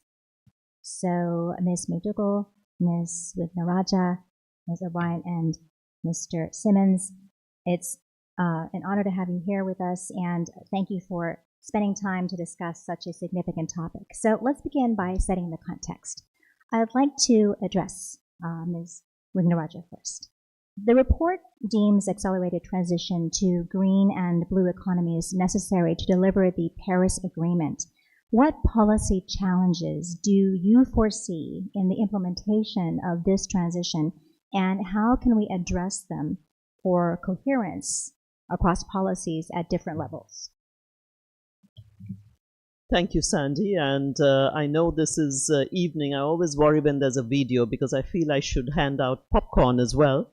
But I hope that some of you do take a read of the actual report, because it covers not just the analysis that ESCAP, ADB, and UNDP did together, but it also covers case studies from your countries and really tries to unpack what works, what doesn't work for those serious about conducting these transitions and carrying them out now. So Sandy, in terms of challenges, I would say that this report is very honest in regarding the main issues, that this is not without cost. And the biggest cost here, or the disruption, if I can call it, is that it does hurt existing jobs, particularly in the informal sector, but also for those in high fossil fuel intensive industry and agriculture. However, it's very clear that when you work the numbers, you're going to get, at least in our region, a net of about 20 million new jobs created just in the few years that the transition happened. So even during the pain, you're creating new jobs. Now, a second adjustment is that the ripple effects, but also the advantages, are for those who actually do this as multi-sector. The adjustments have to be made cross-sector. And that's where I think the coherence is going to be key. So 3 quick actions. One is, please run the numbers. And we do these readiness assessments, and for countries interested, we've just done it for Indonesia. We've done it with China across some large economic sectors. Very important to run the numbers to understand how this works in terms of impact. Second, invest now in some of the very specific capacities and new skill areas that are pointed out by the report, particularly in the tech ed and new energy fields. And last but not least, the countries that are really moving fast in these transitions are putting together what I would call SWAT teams. That's not what we call it in the report, but these are problem-solving teams that can really come in to help ministries, sectors, institutions, private and public sector, see where some of the immediate issues are and really look for solutions together. I'll leave it there. Thank you very much, Ms. Uritinaraja. So run the numbers to see impact, invest now, and consult your SWAT team. All right. So let me now ask ADB. Ms. O'Brien, how can multilateral development banks like ADB help address the social and economic disruptions caused by this transition? And how can MDBs work with other important actors, such as governments and the private sector, on this? Thank you very much, and for all the partnership with ADB on this body of work.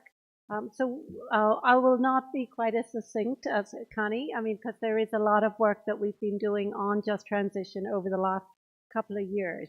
As I think it's, first of all, in the analysis that we've done, we see that just transition is going to be a factor in all sectors, from energy, transport, waste, forestry, agriculture, fisheries, tourism.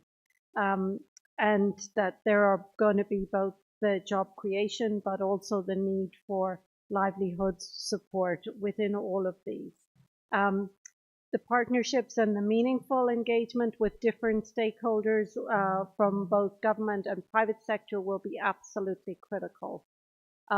We see that the speed and the transformations that are needed are beyond the capacities of government to handle by themselves. And we need all stakeholders to deliver transformations rapidly. So we don't see that the public finance will be enough in this space, but also that it will be essential to bring in other sources of finance to help with these transitions. But we also feel that it's such importance on placing emphasis that the transition needs to be just. So from the MDB perspective, we've been active since 2021, when the MDBs jointly published the Just Transition High-Level Principles to guide our financing and other support for a just transition. And at COP29 late last year, we made significant progress in transforming these principles into 3 pillars. And that is strengthening governance capacities and building the knowledge base. Secondly, making education, skills, and livelihood transition ready. And thirdly, supporting economic diversification and productivity and building low carbon and resilient infrastructure. We see that all of these 3 pillars are essential for both our climate and sustainability goals. Now at ADB, we have been focused on 4 particular areas. The first being just developing the operational support to mainstream just transition into ADB's operations, policies, and strategies. Secondly, we've been working on strengthening our own institutional capacity and harmonizing efforts with other MDBs to deliver this just transition support to our developing member countries. Thirdly, it is providing knowledge, leading innovations, and strengthening collaboration with other stakeholders and development partners. So this is includes work with the Glasgow Financial Alliance for Net Zero, the GFANZ, but also the support we provide into the Just Energy Transition Partnerships in Indonesia and Vietnam and other countries which are emerging. Mobilizing resources has also a critical aspect because this is going to cost countries. We launched a Just Transition support platform in 2022 to build the capacity of our DMCs to strategically plan and finance for a just transition. And we're currently still raising finances for that. I think we're in the range of about 4 million already. Secondly, ADB has been working on what is known as the Energy Transition Mechanism. This is a process to support the early phase out of coal, and just transition has to be a critical part in that process. It has to work with the plant workers who are directly employed by the plant, but also on the indirect, so service providers. And if we look at the early phase out of coal on a larger level, then it obviously also links in with coal extraction. We've also established a just transition financing facility to bring together the different financing partners, including private sector, to drive those solutions.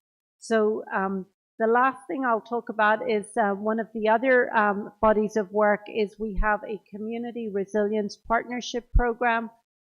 This is a program within ADB that is focused on poverty, climate, and gender nexus, which brings together efforts on a range of aspects, but including the social protection system. So sorry, I'll leave it there. Thank you. No, thank you so much. I mean, there's so much taking place at ADB, I can see, and it just underscores the importance of collaboration. All right, let's move on to Ms. McDougall now. I'd like to ask you about, for the green and blue transition to work for all. The report advocates for prioritizing gender equality. How can gender transformative change unlock the transition's benefits, and what examples are there of how this can be done practically? Great. Thank you so much, Sandy. And warm greetings to everyone who's hanging in there at this point in the day. It's a real pleasure to be able to join this very rich conversation that we've had today.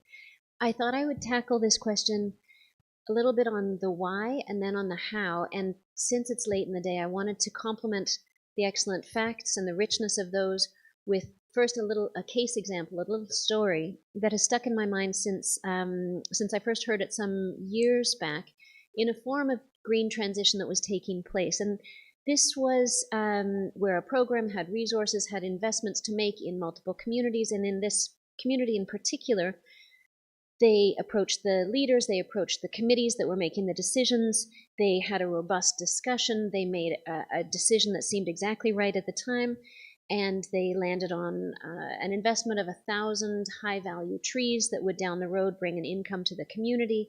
It sounded great. 6 months later, the outcome was 1,000 dead seedlings. What happened? I can imagine people are already percolating a little bit. Are there technical aspects of what happened? Possibly.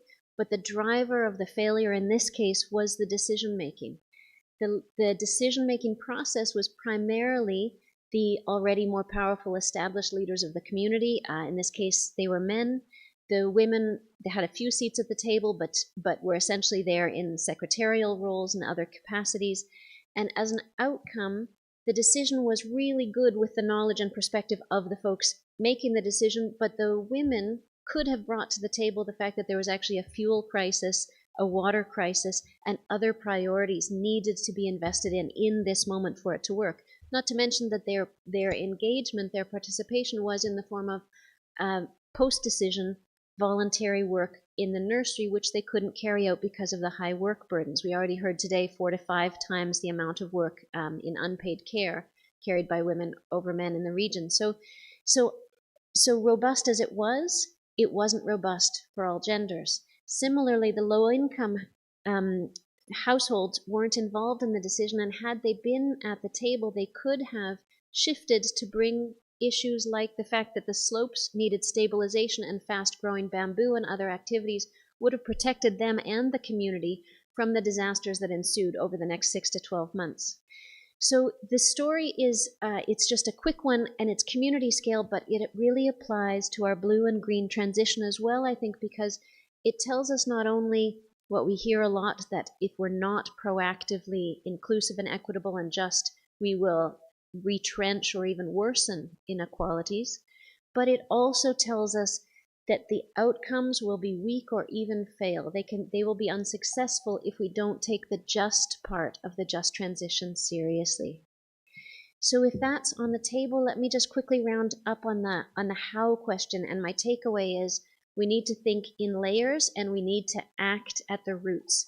In layers, we've heard some wonderful expressions of some statistics and important data in the report about labor gap, labor force participation, and that there's a gender gap there. Very important, but if we dig a little deeper, we hear also about the pay gaps, wage gaps, the sticky floor or the glass ceilings, gender-based violence, which we've heard about today, dropout of STEM and IT sectors by women, early child and forced marriage, all very important, but we can dig even deeper. And that's where we start to see the systemic aspects, the drivers, and in particular, 2 of them have come up today and are critical.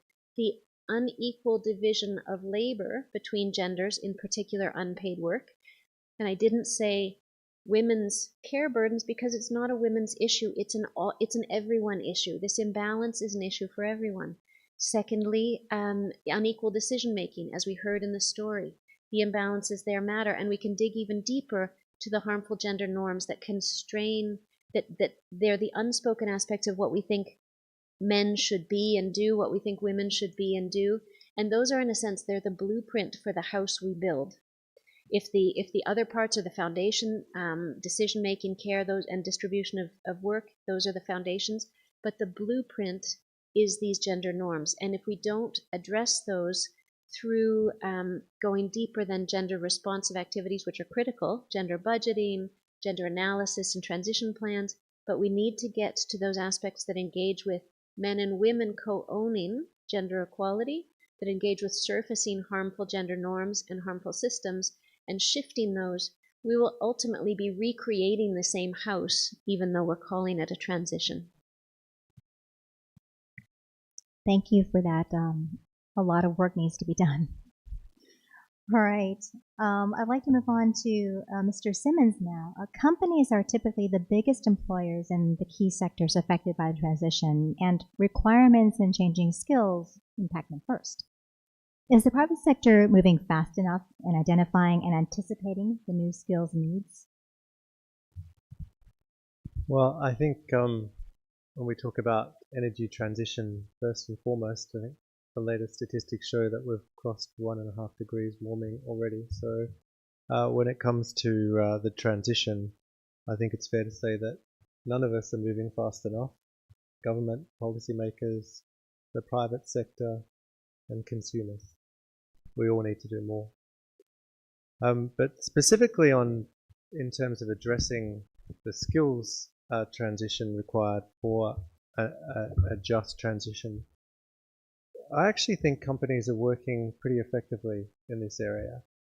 It is an essential element of remaining competitive for companies, and you can see this when you read company annual reports and sustainability reports, for those of you who have the boredom to do so.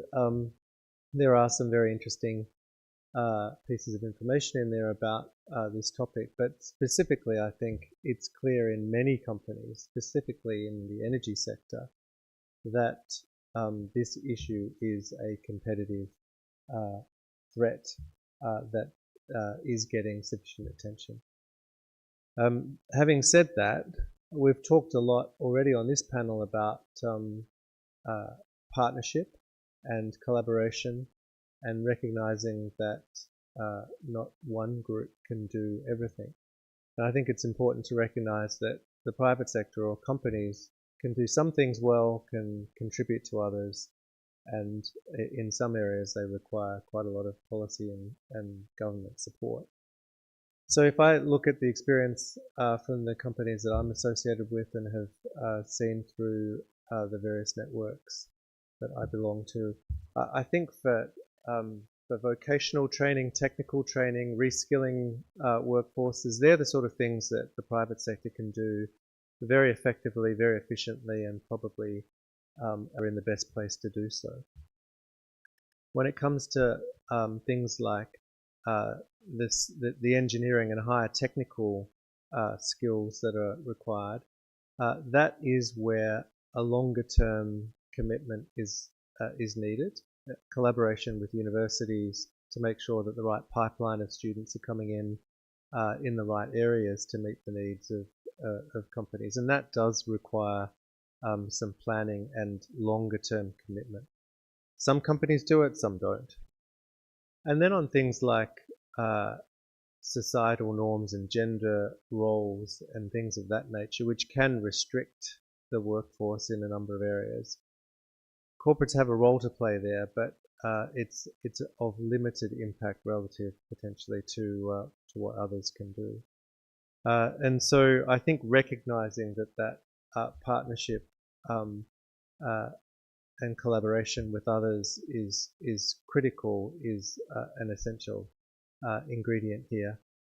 And having said all of that, I do think that across all of those areas, companies can contribute quite significantly. And it starts with having a disciplined approach to looking at the needs of the future. That's a materiality assessment that a lot of companies do as part of their sustainability exercises these days. Done well, it can really help provide a pathway for the sort of thinking and involvement in retraining and identification of skills gaps that organizations have in particular areas. And then investing in learning and development and supporting employees in developing that culture of continuous learning, which is going to be essential as we see some jobs disappear, either through energy transition or technology change, or from geographical dislocation, and so that the employees themselves are participating in managing their careers, and encouraging that is a critical aspect too. I'll leave it there. Thank you, Mr. Simmons, and thank you for reemphasizing the need for us all to do more, and that no one group can do everything all alone. Let's talk about tackling relevant challenges and opportunities now, and I'd like to do that by asking Ms. O'Brien first. What skills are most important for the workforce to transition to more sustainable economies, and how can we address the region's significant workforce readiness gaps and disparities? Thank you. And maybe just picking up where David has left off, I mean, I think we start with just a whole enhancement of the environmental and climate literacy, so the kind of practices that are needed for sustainability and how we can implement them in various sectors. So one thing alone might be how we deal with heat stress, and particularly in urban contexts, and what are the solutions in very stressful urban contexts, which we are facing during each heat season at the moment. The second area would be, as has also been mentioned, far greater emphasis on the STEM education, but also on problem solving and innovation and the analytical skills that are needed to impact and track progress, effective communication, and collaboration skills. One of the areas that ADB invests in is in the technical vocational education and training. One such example is in Punjab, where we're working with strengthening the TVET sector to support economic prosperity and job creation. We are expanding the use of competency-based training and assessment and helping to develop TVET centers of excellence as part of that investment. One such sector where we see the need is obviously where we have investments in renewables, particularly in solar, and ensuring that we have technicians at the various levels in place to install for operations and maintenance. And so there's a whole range of expertise that's required, and how do we develop and establish the guidance on those. I think we see similar practices, particularly in relation to e-vehicles. And we see particularly, I'm based in the Philippines, and we see particularly the challenges where you have a public transport system that has been in place for so many years, and how do you start to transition that? But also, just to note that there are some strategies to prepare the workforce that are set out in the report, and these involve the education and training, the public-private partnerships, and the policies and incentives and community engagement as part of that. So I'll leave that there. Thank you. Thank you very much. So yes, we all need to take a look at the report to learn more.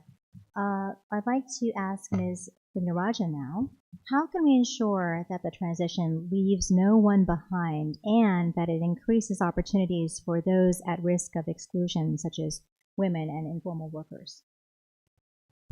Well, you know, let's be very honest. Much of development and all kinds of development and progress as we know it has always left certain groups behind. So to wake up and say, oh, well, will these transitions leave people behind? Well, we've got to look at who we've left behind in the first place, and that may be a good place to start. Now, in our region, you don't have to look very far, because girls and women have been left behind in every country. Some more than others, but in every country, the data is very, very clear on who gets left behind. A second group, if you wish, or category, is what we kind of label as informal workers or informality.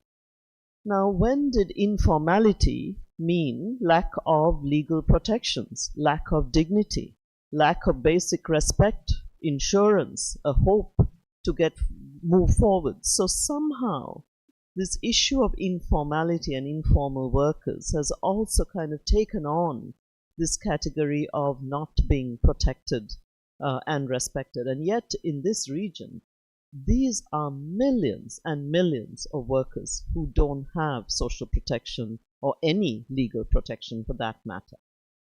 Now, to avoid some of this as we move into these transitions, maybe this is a good wake-up call. Maybe it's a moment to make some of these structural changes that we've been avoiding for so long. So to pick a few things to start with, there are countries in this region that have started providing legal protection for informal sector workers. In fact, Cambodia is a good example of this. Second, what happened to the quality of our public education system? In many years, decades past, we would not have thought twice about saying, actually, we can add really quality STEM education to our public education system and it's going to get picked up. How many countries today have pride and confidence in their public education systems that say if we introduce STEM for both boys and girls from a very early age and consistently keep this through the education cycle, that this is going to happen. So this is something that sadly you've seen education budgets just get smaller and smaller and smaller, when this is the one that has to go counter-cyclical if we're going to actually see prosperity, not just in transitions, but particularly during transitions. I would say the largest group that gets left behind and really almost gets replaced, if you wish, is that group in the middle, the middle age group, where the big effort has to indeed be in reskilling. And there, to be done at the speed and the scale that requires, there is a cost, but it's an investment that comes with a high value return. And the last I would say is those not who get resettled, but those who get displaced.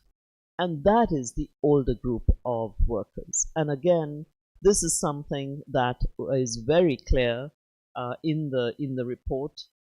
There's no country that can really manage this without displacing that older group of workers. However, they can be the ones where the scaling of social protection and insurance, particularly health insurance, which again in our region is still abysmal, if that can be moved up, then they stand a chance of actually having a dignified life after working for so many years without this kind of protection. So the gains of a just transition are there. It just has to be that governments, private sector have to have the courage of investing upfront in order to then pay out for these, because these dividends come a little bit later. Thank you very much. So many have been left behind already, and the clock is ticking, and we need to get a move on it, right? Start now. All right, Mr. Simmons, what strategies are there to reskill workers in traditional energy sectors and integrate them into the green economy? And could you also share some regional examples? Yeah, absolutely. Happy to. I think I'll start with some examples from my own company, because they speak volumes about some of the challenges, but also some of the opportunities are out there to afford our people with a just transition. So let me start with an example with our power station that we have in Australia, in the state of Victoria. It's your Lawn Power Station. It's about 50 years old. It's in a Latrobe Valley of Victoria, which is home to a lot of coal-fired generation, which is all slated to close. And it's an area that has already gone through quite a considerable trauma through transition in the past, when that sector was privatized several decades ago, and many thousands of jobs were lost. And there was very little, I think it's fair to say, effort involved at that point in providing a just transition for the workers who were displaced through that period of time. So if you fast forward to today, we don't want to repeat the mistakes of the past. We have that power station has a coal mine that feeds the power station, so it has quite a significant workforce attached to it that is required right up until the final days of its operation. So we took a decision early on that the best thing that we could do was to provide as much notice of closure as possible. So in 2021, we, in conjunction with the Victorian state government, reached a deal in which we would close the power station in 2028, giving the whole of our workforce in the local community and all of the industries that survive around it a period of 7 years notice that this change was coming. And as part of that, we've invested already up over 10 million Australian dollars towards what we've called a transition fund for our workforce to engage in career counselling, retraining, and other financial related services for those who are approaching retirement, to be able to make decisions for themselves about how best to manage the 7 years until the power station closes. We've also, as part of that, engaged in arrangements with a number of other employers in the region to try and provide opportunities for secondments and other job opportunities for our staff, to have a diversity of choice for future work. And importantly for us, when we looked at how we provide the replacement infrastructure that is absolutely needed to ensure the energy security in that part of the country, we've also tried to prioritize installing infrastructure in that part of the country in order to provide additional jobs that we could also redeploy our staff to. So we have invested further in battery energy storage projects, as well as fast start gas turbines that are incredibly important to integrate renewables into the system. So that's an Australian example. We also have in Hong Kong something quite different, which is a workforce who is also in transition as we in Hong Kong move away from coal towards natural gas, then ultimately to nuclear and other imports from the mainland. And that requires a whole different skill set for the workforce in Hong Kong. When you think about Hong Kong as a market, a lot of the young people don't have much choice when it comes to these sorts of employment opportunities outside of existing industry. It's essentially a financial services market. The industry has largely left. And so it's incredibly important that we provide an opportunity for staff who will be displaced through that transition, and indeed for others in the community who don't have access to the sort of education opportunities that are typically provided in Hong Kong, which is a formal tertiary education, to have technical training and vocational training that will provide the skills which are going to be essential for the network infrastructure that will be a part of that transition. So we established in 2017 a Power Academy, which was designed to do just that, to train up people, our own staff in different skills, but also others within the community who would be able to then have a qualification issued through that academy that would be transferable to others in the region as well. And that's proven very successful in terms of the number of people that have accessed it. And there's a lot of stories which I would tell if we had more time, Sandy, but I'll leave it at that for now. Thank you. It is very encouraging to hear that companies like yours are doing things like this to help lessen the impact for people who are disrupted. And hopefully you have the chance to share more of what you're doing so other companies are encouraged to follow suit. So Ms. McDougall, let's talk about the role that social protection and healthcare play in just transition. Can you tell us about that? So this is a very easy question to answer. If anybody has read the report, it's actually spelled out just beautifully in a sentence that I will read out. Healthy and secure people are better able to navigate changes and seize new opportunities. And it's very simple, but it really cuts to the chase. And it also says to us, I think, that this is not social protection and healthcare as a new thing to help a new transition. This is exactly the same multiplier effect or leverage point, as you will, that we need for adaptive capabilities, for climate resilience.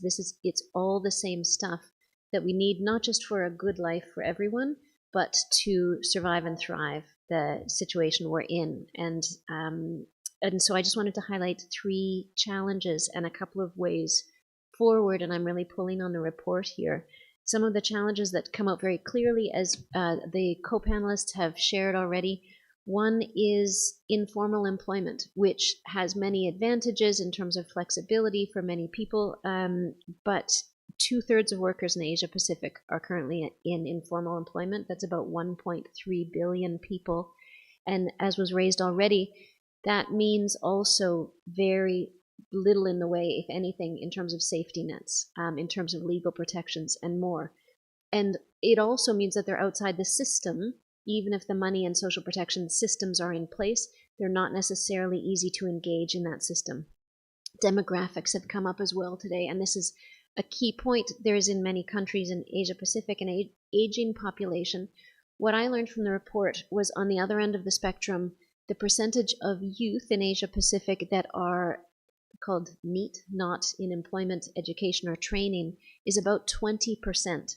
That's about 137 million youth in the region that are outside of these things, and 71% of those are young women. So how to make sure they are engaged and supported through social protection systems is a big challenge, combined with this aging population. Lastly, cross-border migration has come up as well. How can social protection and healthcare systems travel with people?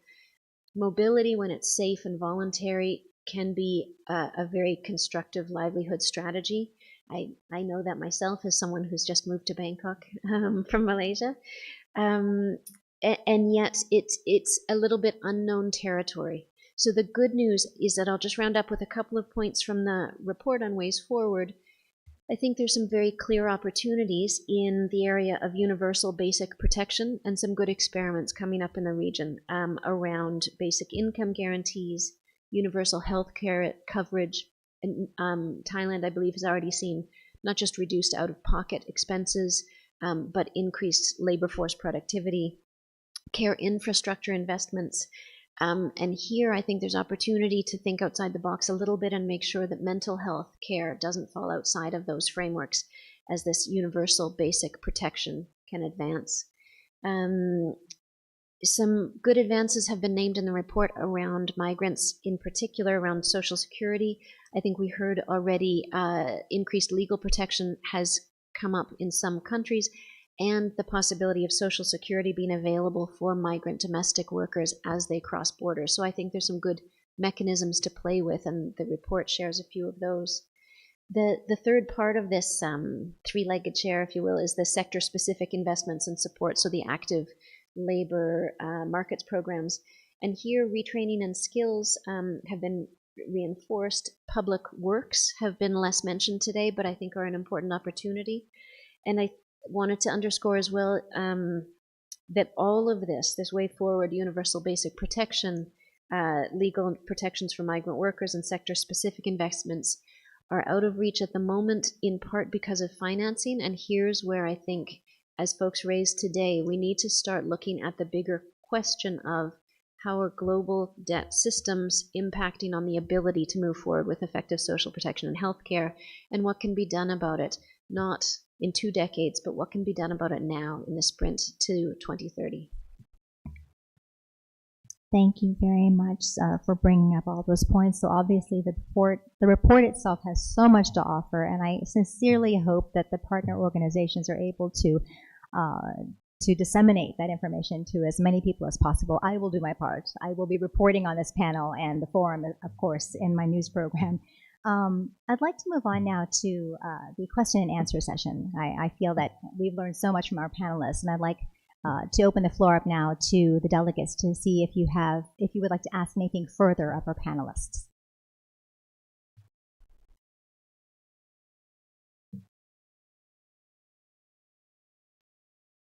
Yes. Thank you.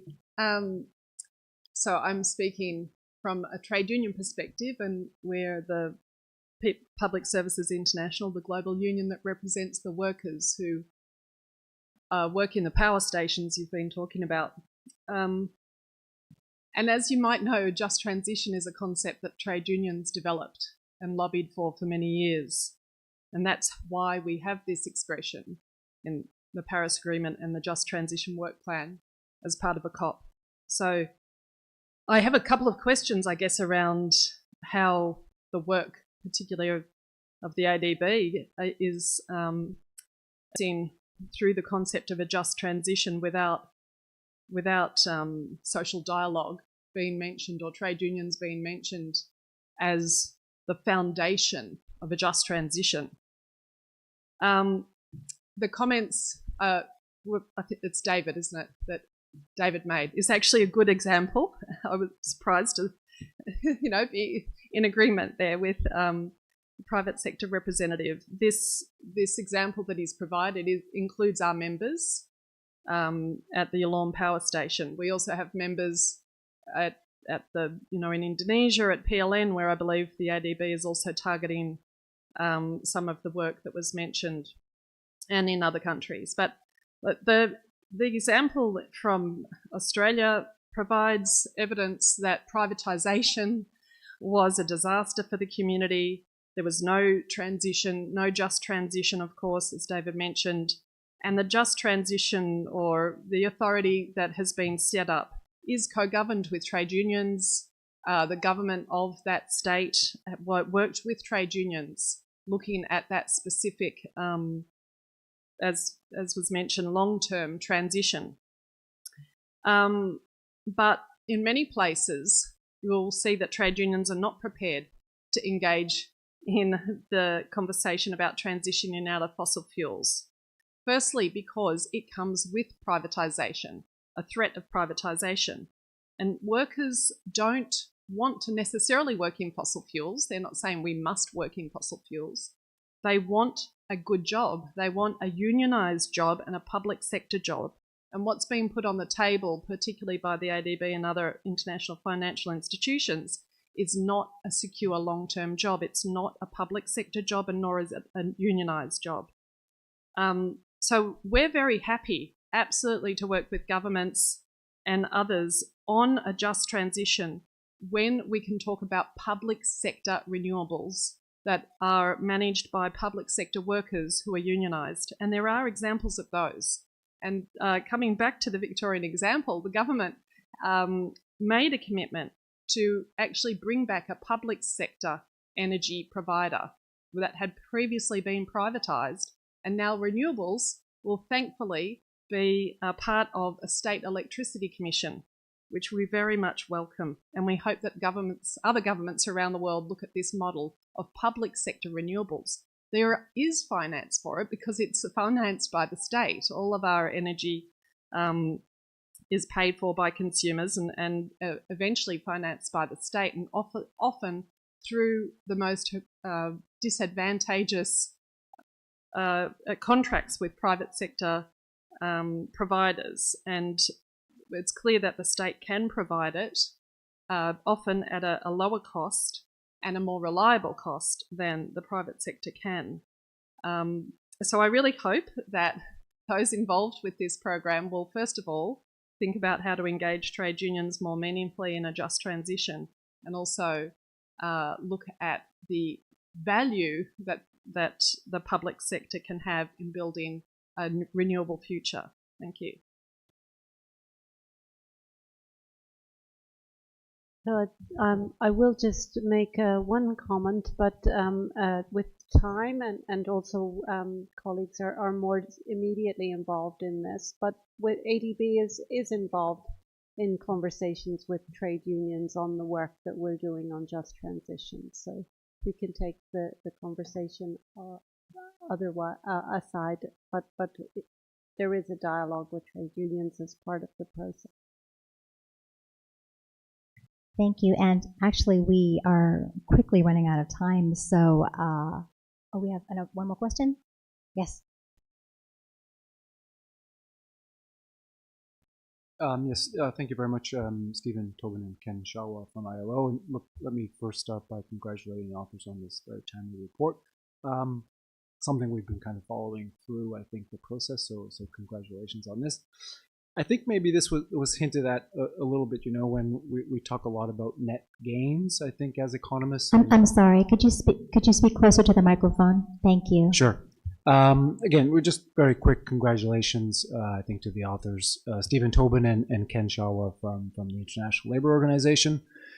I think this was hinted at a little bit, but we talk quite often as economists, of which I consider myself one, net gains.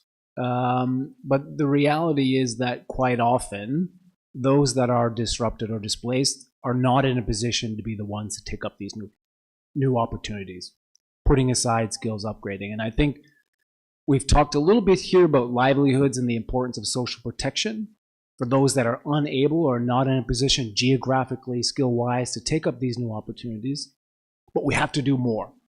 It's just not enough that income sort of support for even someone who's 50 or 55 or even approaching retirement has actually quite often failed in other areas where we've seen sort of industrial restructuring. And so I'm wondering if some of the authors maybe could elaborate a little bit on going beyond just livelihood support and what that sort of means for kind of, to the previous intervention, how we can help these people get decent work in other areas in their location rather than maybe just, beyond what's sort of being recommended. Thank you.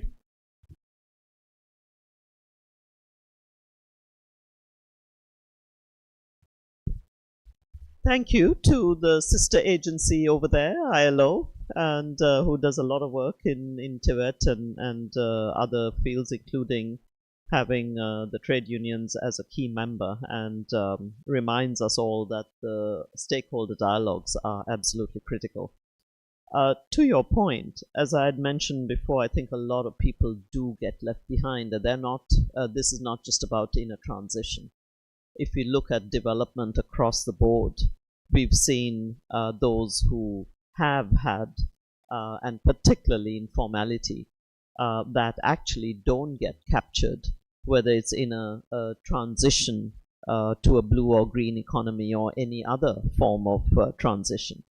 What we have seen in countries beyond trying to reskill, and particularly if you're around 55, 60 and above, is literally to speak to the issue of having a basic income, a guaranteed basic income that does take one through these periods where you are looking for other work, but may not be the preferred candidates in many countries for the education, reskilling, etc. that might be available. One might also not really put one's hand up and say, this is exactly what I want. So options that actually support insurance, support unemployment benefits, support basic income benefits are as important as looking at trying to see if new jobs, there's no magic wand that's going to create a new industry.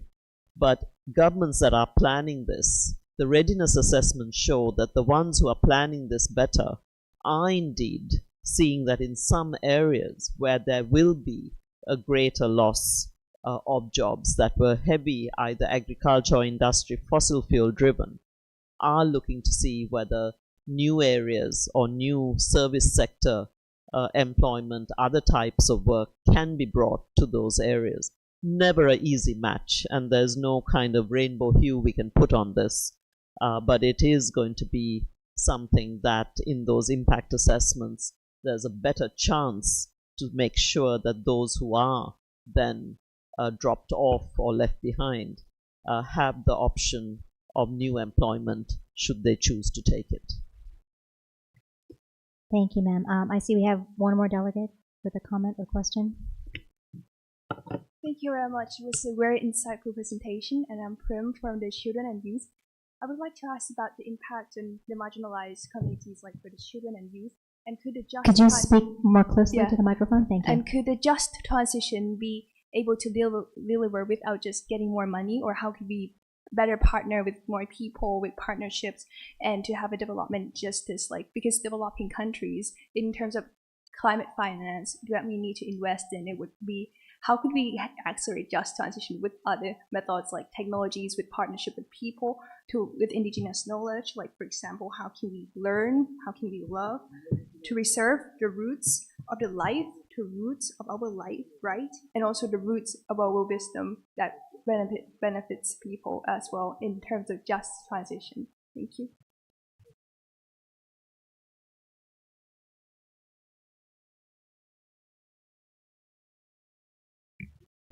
I think it's an outstanding question, and I don't have many answers, but I just wanted to bounce off of what you said.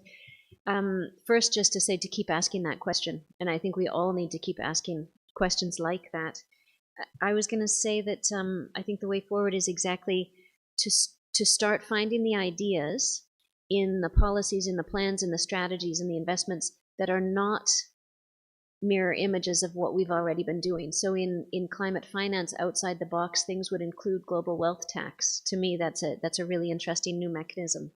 We talked about capacity and social dialogue, and I think that we're not talking enough about capacity building also being the sharing of traditional indigenous knowledge as appropriate, including from older generations to younger generations, and between communities as needed, and being recognized and valued in these, we talked about social dialogue spaces.